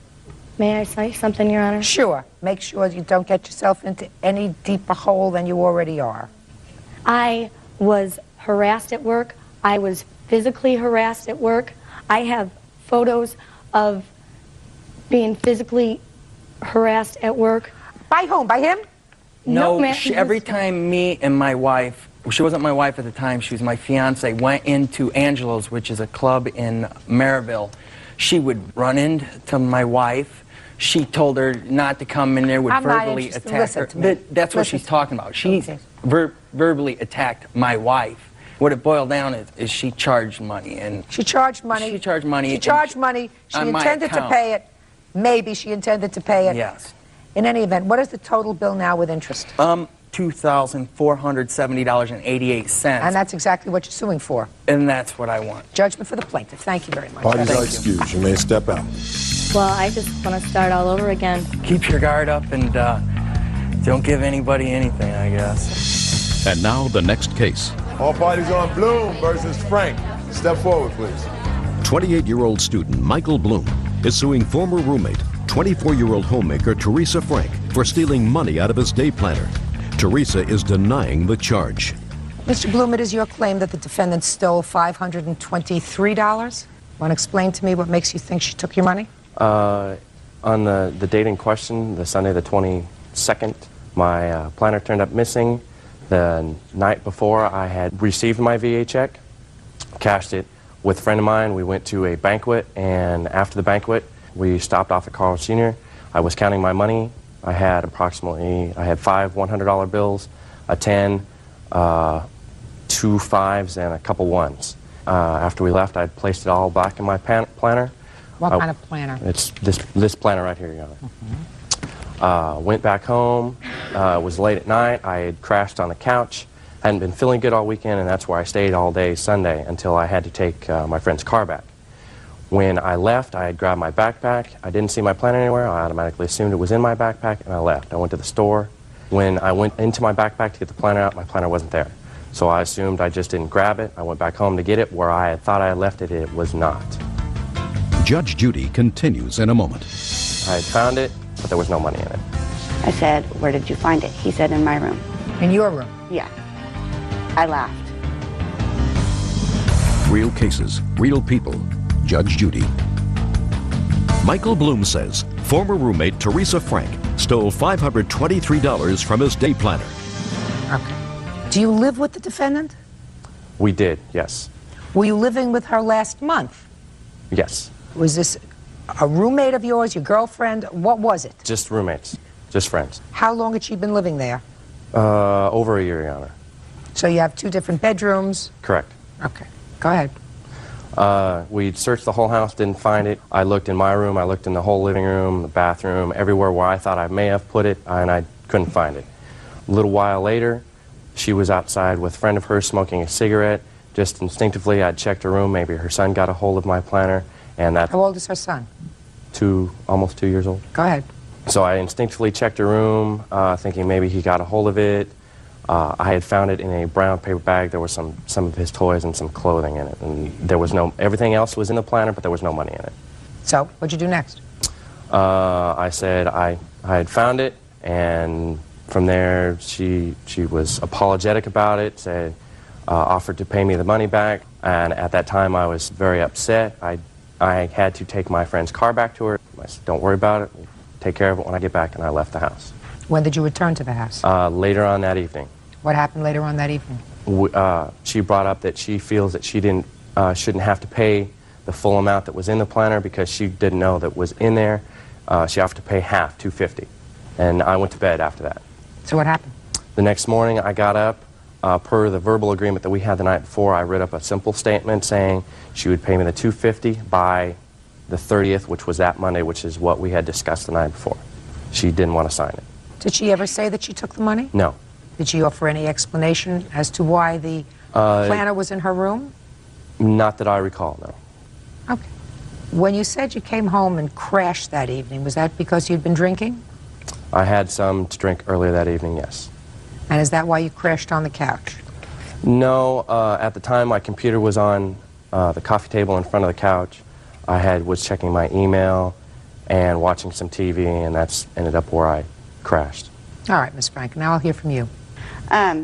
He came in, he was intoxicated on Saturday night, the evening before the planner was missing. And we talked, he fell asleep. The next morning we got up, I went to the grocery store, and my girlfriend stayed there and watched my son. And when I came back, Mike was pulling in right behind me, and I asked him what he was doing back. He said it would be nice to have a license. So, was looking around. I asked while I was bringing the groceries in, "What are you looking for?" He said, "My planner." So me and my girlfriend were looking around the house, helping him look for his planner. We looked everywhere. prior to him going into my room, we had been in my room dumping out toy boxes because my son does get into, he has gotten his planner before and ripped everything out of it. So we were going through toy boxes, everything in my room as well as everywhere in the house. And we didn't find it. Well, I didn't know where else to look. I said, well, I'm going to go outside and smoke a cigarette. My girlfriend came with me. When we came back in the house, the planner was sitting on the couch. I said, well, isn't that your planner? He said, yes. I said, where did you find it? He said, in my room. In your room? Yeah. I laughed. Who was this girlfriend who was there with you? She's just a good friend of mine. When did she come to the house? She came there with me that day, and she was watching my son and her daughter while I went grocery shopping. She was there by herself. Did you ask her whether she took your money? Yes, I did. What'd she say? She said no. Could she have taken your money? It's highly possible, Your Honor. Anything's possible, I suppose. Judge Judy will continue in a moment. Okay, so let's talk about this for a minute. Had you gotten VA checks before? Yes, I have. Had you cashed them before? Yes, I have. Did you keep the money in the planner? Yes. Any money ever missing before? My planner has come up missing before. No. Any money No, ever not missing? the money specifically, no, Your Honor. So if no money had ever been missing before in the year that she had been living with you, and if there was at least one other adult in the house, why would you assume that it was her? I didn't make no assumptions, Your Honor. I was going on the best evidence that I had at the time. Just a second. When you came home, her friend, who was also babysitting, was in the house. That is correct. And was in the house for quite some time alone. Correct. So it is possible, Mr. Bloom, that, and I'm not attributing this to your friend, but it is possible that the friend found your planner, took the money, and put the planner in a bag in the room. Correct. So how can I find in good conscience, sir, by proof that is even a preponderance of the evidence that she stole it? How can I find that? I don't know, Your Honor. I don't know either. You just answered the question. Thank you very much. The case is dismissed. Parties are excused. You may step out. Judge, case number 372 on the calendar in the matter of Shufflin versus Bailey. Parties have been sworn in, Judge. You may be seated. Sir, have a seat, please. Mr. Shufflin, it is your claim that the defendant, with whom you were involved romantically, had borrowed at some point $300 from you for some medical bills as a result of a car accident that she had had. You are no longer involved romantically. You claim that she made one payment to you. I believe you said the payment was $60. Is that right? Yes. And so she still owes you $240. Yes. She says no way. When did you start to date her? In about May. I'm not sure exact date, but in May. Of this year? Last year. And when did you make her this loan? As far as I can remember, it's about June. Of 99? It's 99, yes. And tell me the circumstances surrounding the loan. Okay. She must have told you that she needed money. Well, basically what happened is she kept telling me that when we talked on the phone, her parents were bothering about the money for a doctor bill. What was the doctor bill for? A car accident before we even met. And what did you say to her when she told you that her parents were bothering her about this medical bill? I said I can loan her $300, but since I don't have the money to be able to give that to her, I'd have to be paid back. And what did she say? She said okay. When did you break up? Not exactly. Starting about January, February. Of this year? Yes, yes. And when did she make the first payment to you? First and only payment? A month later, about July. Did you ask her about the money the remainder of the time? August, September, October, November, December? No, I never asked her about it. How come? I just didn't think about it. I thought she'd pay me back like she paid $6 back. I thought she'd pay me back the rest. She told me that she would. She's always, even if we break up, she'd pay me back the full amount. Well, I understand that, but for all those months, she never made any further payment. Did you live together? No, we did not. You saw each other exclusively? Yes. Okay. Now I'll hear your version of the events. The hospital bill was not for a car accident. It was for a miscarriage, or as the hospital puts it, pregnancy complications. When? It was in June of 99. last year. You started to date the defendant in May of 99? Mm-hmm. When in May? I think like the 11th. Where did you meet? Him and his friends picked up on me at the mall. And when did you have your first date with him? Jeez, I don't know. He called me the next day. I guess we hung out like a week later. So that would have been, hanging out would have been, say, the 18th of May. Is that right? Yeah. When you said you hung out, was that a date? Yeah. Where did you go? I don't remember. We went to the movies. And do you recall how much after this first movie date that you had any intimate relationship with him? Only like 2 weeks. 2 weeks after that? Yeah. All right. 2 weeks after that would have brought you to the end of May. Mm-hmm. Correct? Now I'll see your paper.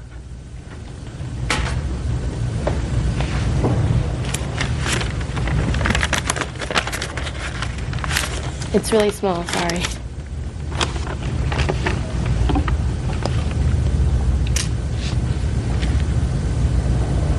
When did you go into the hospital? The 23rd of July.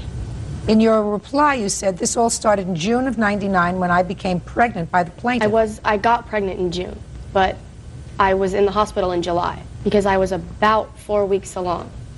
Mm-hmm.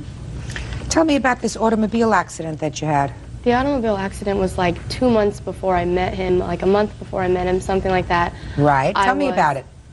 I was on my way back from a friend's house with my best friend at the time. Her mom was driving, her sister was in the car. It was 5 o'clock traffic on a Friday night. There was a guy behind us, he wasn't paying attention, and he hit us from the back. It was like nothing. Did you see a doctor? No, I did not.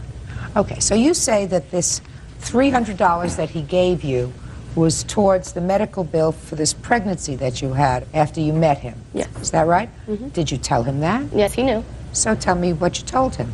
I called him one day crying because I thought that I was pregnant, and I didn't know what to do. And he said... Had you been using birth control? No. Why not? Because I was being stupid, basically. I wasn't thinking, and yes, that was wrong of me. Yes. And he said something along the lines of, well, if you are, we'll take care of it. And then I started bleeding about a week before I went into the hospital, and I ended up in the hospital at like 4:30 in the morning because I was bleeding really bad and I was cramping really bad, and my dad didn't know what was going wrong with me. And is that what you claim he gave you the $300 for? Yes, it is. And I gave him back $100, not $60. Did you show him the bills? I never saw the bills myself. Why not? I was 17 years old. My stepmom handled it. And you're 18 now, is that Yes. it? How old are you? 19. Within a couple of weeks after you met, you claimed that you were pregnant by the plaintiff. Yes. Did you have any other boyfriends before the plaintiff? Yes, I have had boyfriends. Did you have any intimate relations with anyone else before the defendant? No. No? Not until, well, it was 2 years prior. And it was one time. I mean, there was something about him that you found irresistible? I guess.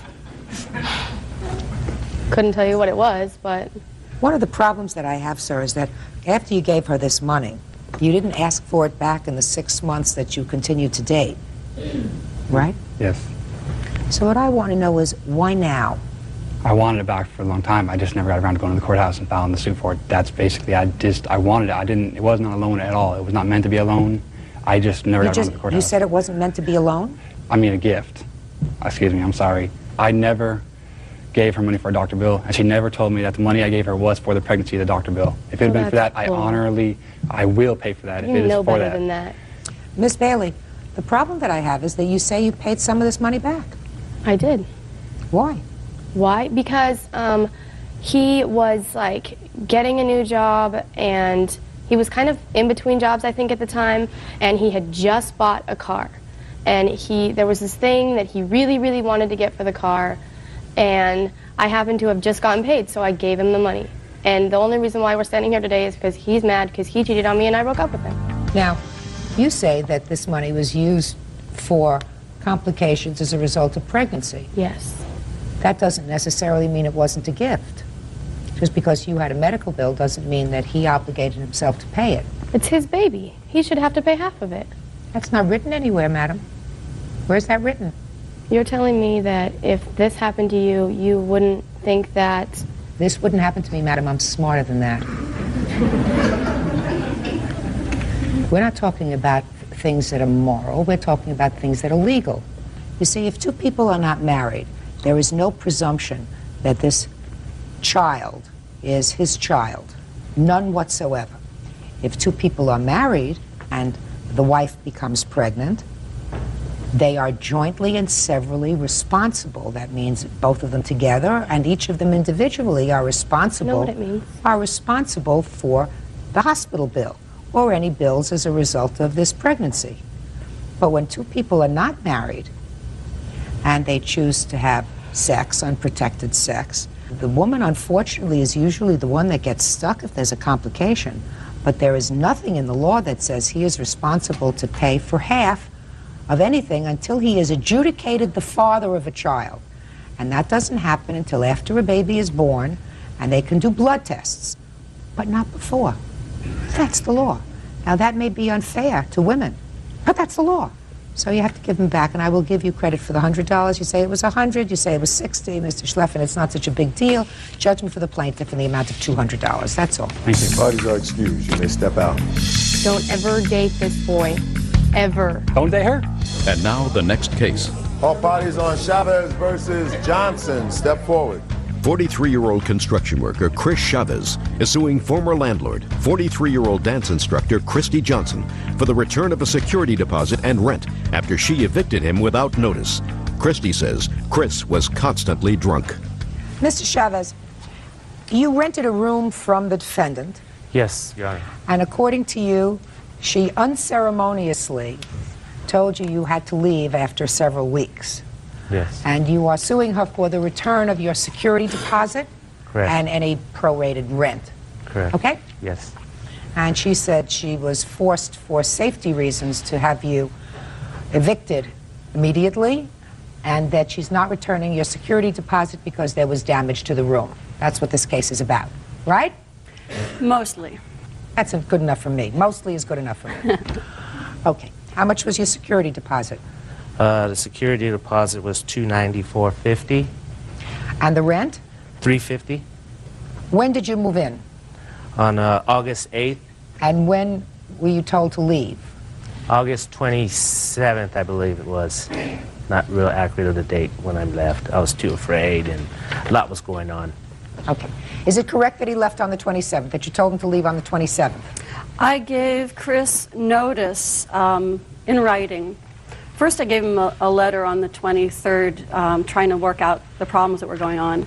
And I think it was a day or two later I gave him a notice in writing and asking him to leave by Saturday, which I think is the 27th. 27th. So then you owe him some money for rent. No, I do not, Your Honor. Yes, you do.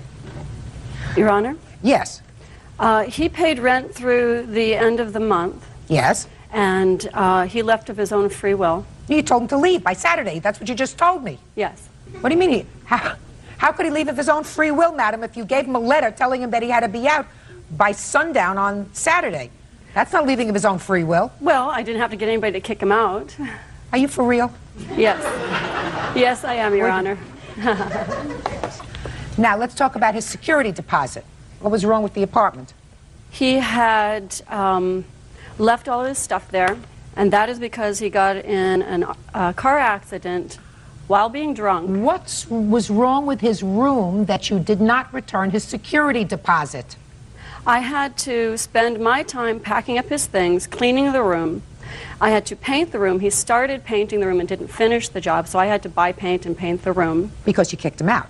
No, he did the job before he moved in, which was around the 9th or 10th. And we're talking 2 weeks later, Your Honor. And I'm asking for the rent to be deducted from the 1st of the month to the 23rd of the month of September, because he didn't give me a 30-day notice, and it cost me money to pay for the rent while he was not there.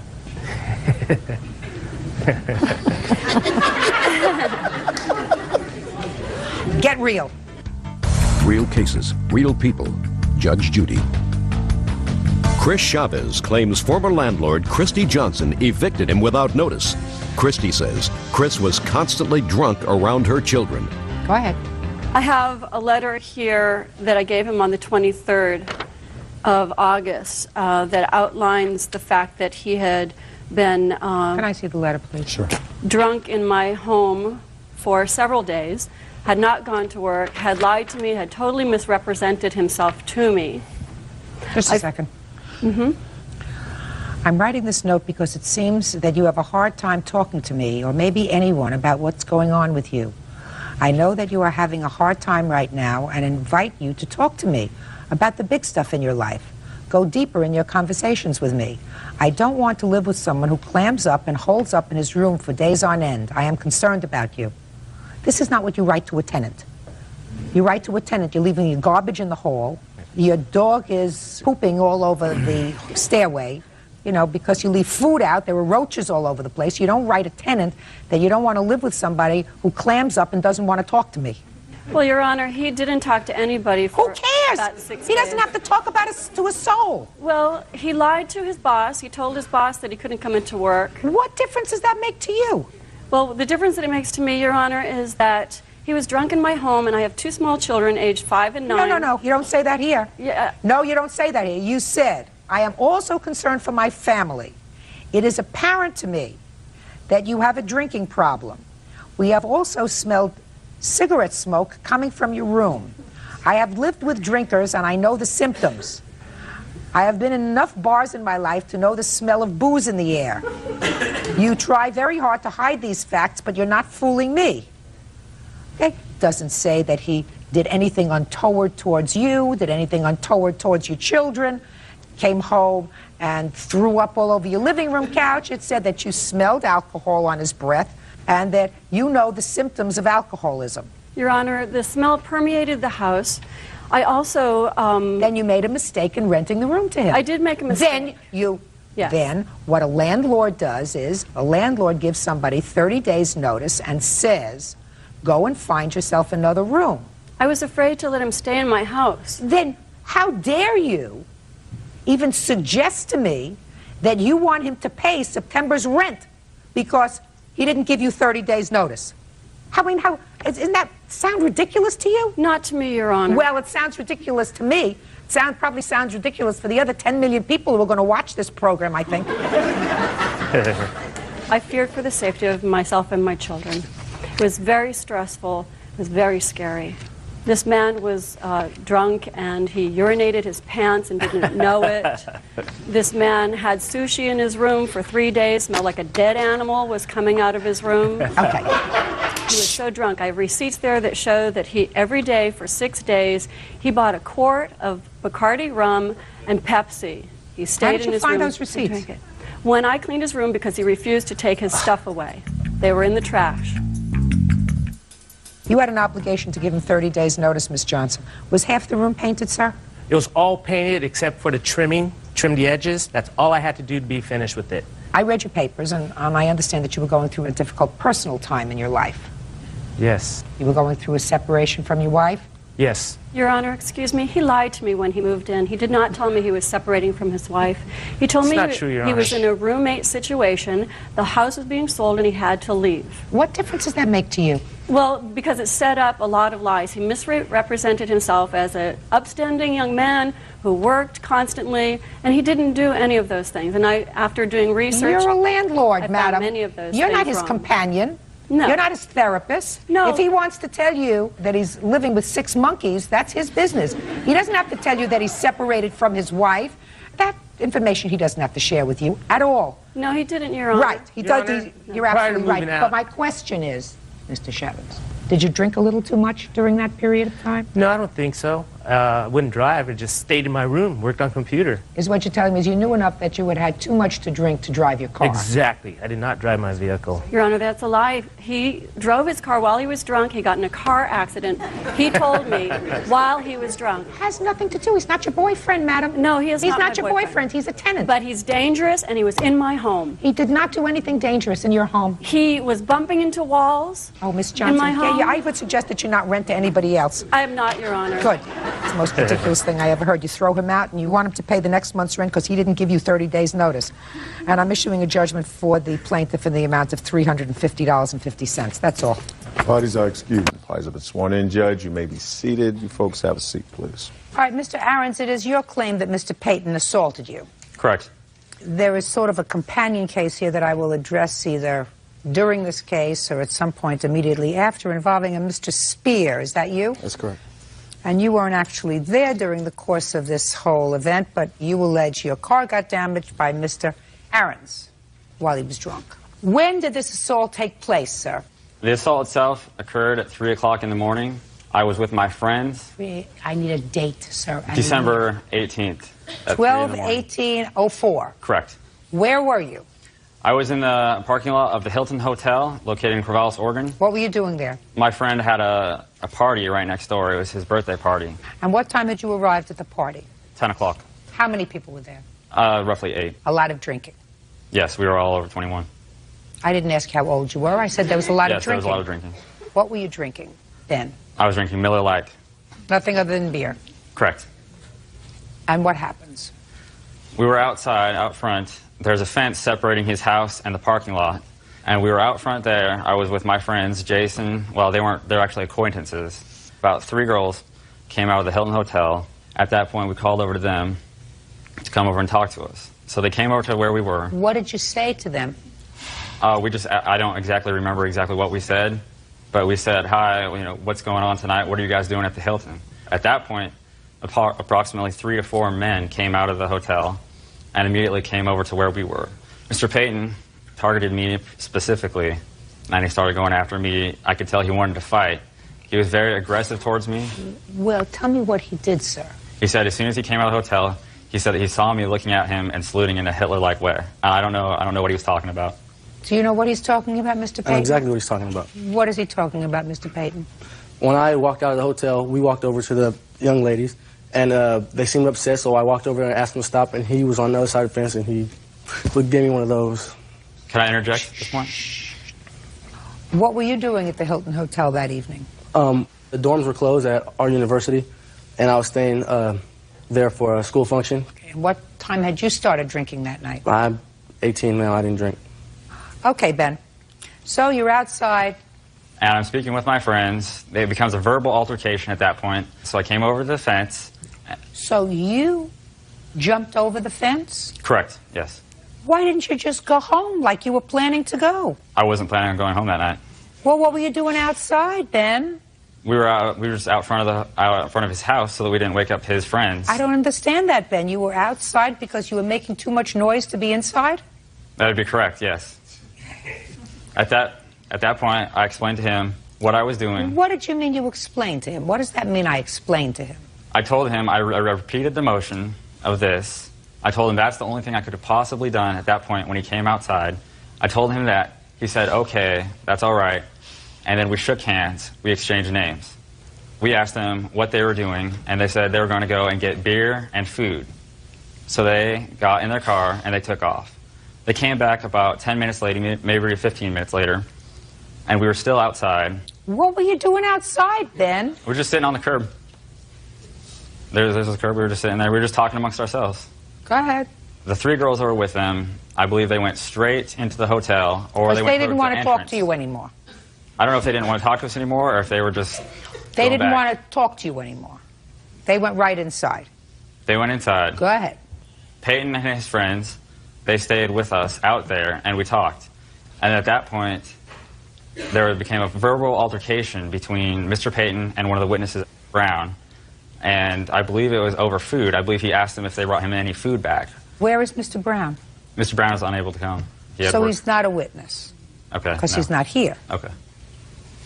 So Mr. Brown, one of your friends, asked Mr. Peyton... Well, he wasn't my friend, he was my acquaintance. Your acquaintance? Correct. On your curb? Yes. Asked Mr. Peyton how come they didn't bring him back any food? Yes. You think that was because Mr. Brown maybe had a little too much to drink? Possibly, yes. Keep going. So at that point, there was a verbal altercation between him and Mr. Peyton, and I believe Jason might have gotten involved in it a little bit.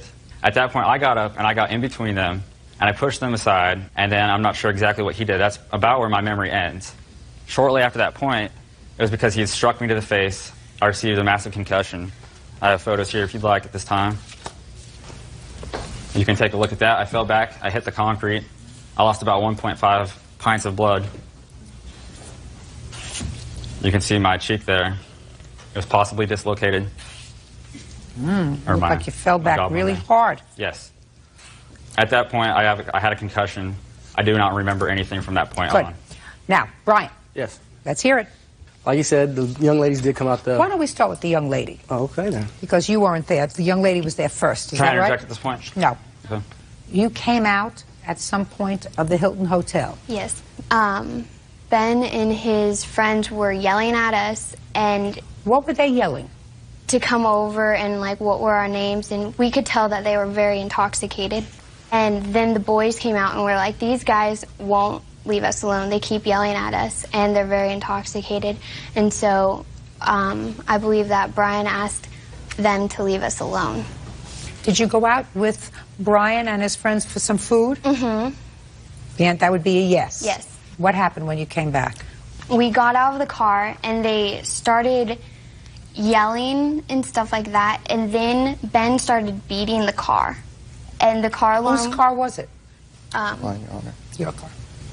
He started beating with what? With his fists? Mm-hmm. And the car alarm was going off. All of us actually asked him numerous times to stop it, and he wouldn't. Brian went up to him to get him to stop, and Ben turned around really fast, and his fist came up, and so Brian obviously felt threatened if he was beating the car this much, and so Brian hit him, and he fell back on the ground and hit his head. Okay. The police were called? Yes. You have the police report? I have the police report. I'd And like if to there's see it, something I please. could say. The police interviewed all the witnesses. I'd like to see both police reports, and Ben, I can read. You don't have to tell me what it says. Can I just point one out thing, though, please? Yes? They interviewed all the witnesses there, and they took down their names. Her name's nowhere in the police report. I'd like Well, that. it may not be in the police report, but did they take down the names of the 3 girls who were... No, they did not. Well, so? I don't recognize her at all. I'm not sure who she is. They interviewed everyone who was there at the time Listen of the to incident. me. You were so blind drunk, not a question in my mind, that you wouldn't know her if she came up and bit you in the behind. You said there were 3 girls that came out. It's my job to ascertain who tells the truth and who lies. She told a very cogent story. There is no reason to say that she's lying about being one of the 3 girls that came out that night that spoke to you. Why didn't the police interview her then? I have no idea, sir. I have enough trouble figuring out why I'm here. Judge Judy continues in a moment. We were drinking, him included. He started picking a fight. I can quote him on, I can kick 2 of your guys' right now. Hands off your hips. Real cases, real people. Judge Judy. Ben Aaron says, during a night of partying, he was assaulted by college football player Brian Payton. Brian says Ben was drunk and out of control. In a separate lawsuit, Adam Spear is suing Ben Aarons for denting his car. How did you get the injuries to your hands, sir? How did you get the injuries? I didn't have any injuries on my hands. I noted that Mr. Aarons had injuries to both of his hands. He had abrasions and red marks on his fingers that were consistent with him striking something. This is the photograph of the injury to my hands. This is the dent that my hands allegedly created. That's one hand. I'll take a look at it. Absolutely. If you look in the report, it says injuries to both hands. Right. If there is injury to both hands, you would see it. The only thing that photo shows is a red strap mark from where I was strapped into the stretcher. You can see that. No. Police officer noted, sir, that there were massive dents on a car. That would be Mr. Spear's car. And the police officer said to you, did you strike that car? And you said, I don't remember. That was the answer that you gave to the police. Correct. Police also said that in addition to beer, you drank liquor. Yes. That's what you told the police. Okay, yes. You didn't remember to tell me that. I'm sorry. Police officer also noted that you and your friends were all drunk. Right? Correct. Okay, good. Could I interject with one more thing, please? I have a medical report from when I was there. They did a full body analysis on me. There is nothing in there about any injury to my hands. The only thing I could have imagined that he would have seen is I have a medical injury. Let me explain something to you, sir. You hit his car. You were drunk, and you fisted his car. You may not remember it, but that's what you did. That's what happens when you drink too much. Ben? Allegedly, yes. That's what happens when you drink too much, sir. You act goofy and stupid. You try to pick up girls that don't want to have anything to do with you. You hang around where you shouldn't be hanging around outside. And you act goofy and stupid. And you get yourself into trouble when you drink too much. Isn't that right? Not entirely, no. Well, you were acting goofy and stupid, too, according to the police report. All of his friends were drunk. Oh, does it specify my name in there?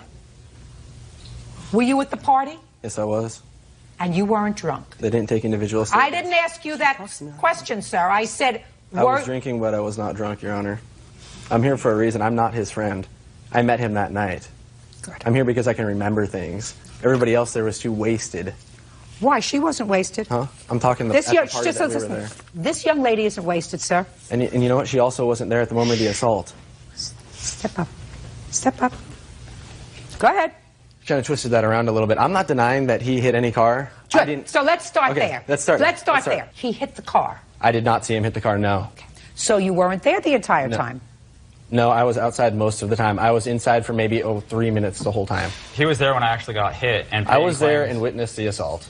Let's hear it. Let's hear it? Okay. Take your hands off your hips. We were standing there having drinks. His friends and him among us had beer. They brought a case of beer. We were drinking, him included. He, Mr. Payton, was pretty hot-headed the whole time. The moment he came up, he started picking a fight with me and Brown, who's not here today. I can quote him on, you guys are pretty stupid. I don't want to hang out with you guys. I don't want to sit here and drink with you. I'm going back to my hotel. I can kick 2 of your guys right now. That set me, who's pretty hot-headed, if you can't tell, and Brown off. We kind of got up in his face, and he did the same. Some words were said. That's when Ben said he came up and tried to break up the thing. He went back to the hotel for a while with the girls. We still hung out with his 2 other friends. He came back out. And Hands off your hips. all right. He came back out. Some more words were said. Ben, at the time, was sitting on the curb drinking a beer. He stood up. Ben wasn't even looking at him. We were all talking. He walked over to Ben and cheap-shotted Ben in the jaw. So after they left, instead of going back to the house, you stayed in the parking lot. You remember why? It's a place to sit. We were there already. I can just stay where I want, I believe. It's not against the law. I love it when it all comes together. Just let him talk. Right? That's what you do best. Mm-hmm. Mr. Payton. Yes. Here's your problem, sir. Your problem is the statement that you made to the police. And the sum and substance of that statement was that he was loud and obnoxious and drunk. Yes. And he kept hitting on Mr. Spears' car. Correct. And you told him to stop. And he walked away, and he came back, and he hit the car again. And then you hit him. That's basically, yes, what happened. I didn't intentionally walk to him to hit him. Like, I came back around the vehicle because I walked through the back of the vehicle towards the Hilton. Whatever. Let me tell you what you said to the police. Okay. Mr. Payton, you said to the police, I told him to knock it off. Mr. Payton said that he started to walk away twice, and each time Mr. Aarons began striking the vehicle again. Mr. Payton said that he told Mr. Aarons one last time to quit striking the vehicle, and when he failed to stop, he hit him. Yeah.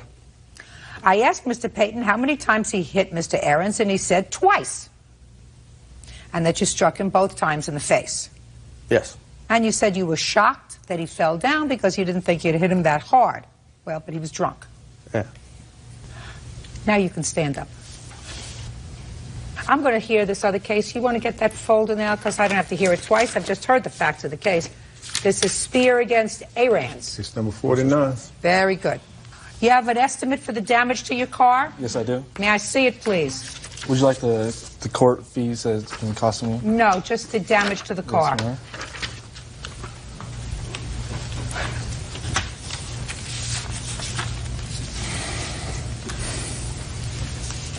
Who's Mr. Norris? Is he a friend of yours? Yes. Okay. Let me tell you what Mr. Norris told the police. It says in the police report, this is the interview. Mr. Norris stated that after Mr. Payton told Mr. Aarons 3 different times to stop hitting the car, he walked up and struck him in the face. Yeah, I'm not denying that I hit him. You can't do that. Brian, you can't do that. Now, do you have any unreimbursed medical bills, sir? Yes, sir. Or ma'am. Hand them up.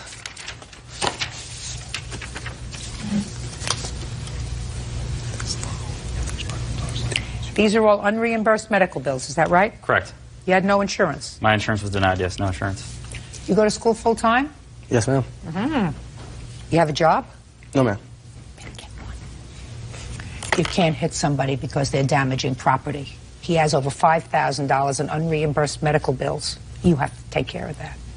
I say this to you, sir, that I think you behaved badly that night, but for the fact that this young man had no right to hit you, believe me, you would leave here today without a judgment.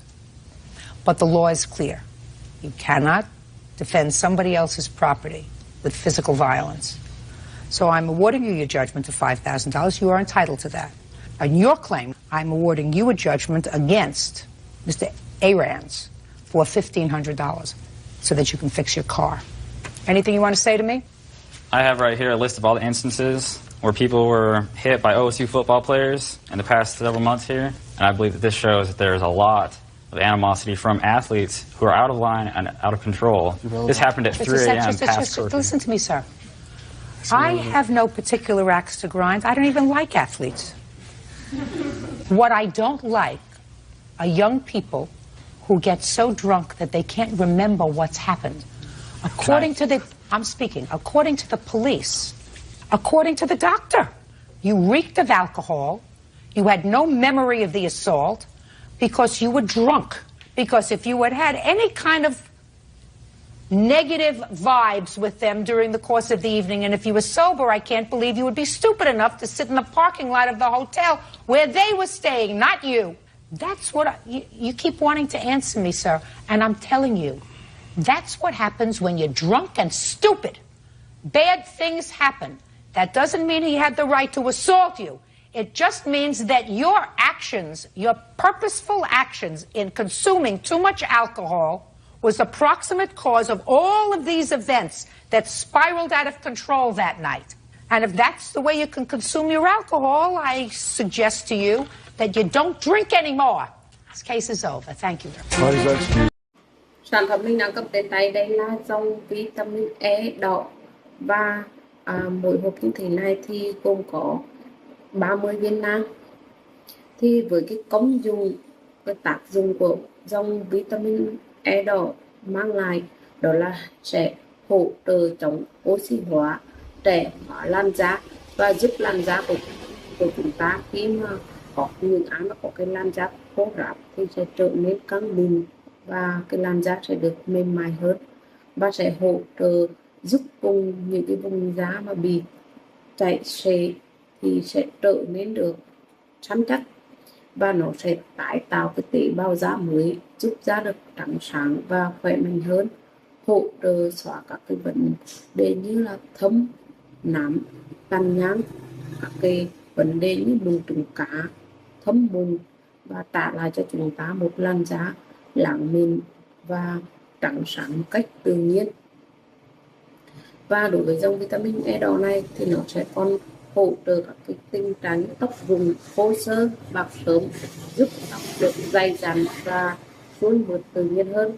Và những người mà nên sử dụng cái dòng vitamin E đỏ này là những người mà cần bổ sung cái lượng vitamin E, hoặc là những người có cái làn da khô, nứt nẻ hay là da bong tóc, những người muốn chống lão hóa từ bên trong, hoặc là những người mà đang muốn tăng cái khả năng như là thụ thai. Và cái cách dùng cái dòng vitamin E đỏ này thì chúng ta sẽ uống 1 viên trên một lần và trên một ngày vào buổi sáng, hoặc là chúng ta dùng cùng với bữa ăn trưa. Chúng ta sẽ bóc lớp vỏ, lấy cái phần vitamin E đỏ ở bên trong. Chúng ta có thể cũng là làm một cái mặt nạ cho da mặt của chúng ta đều rất là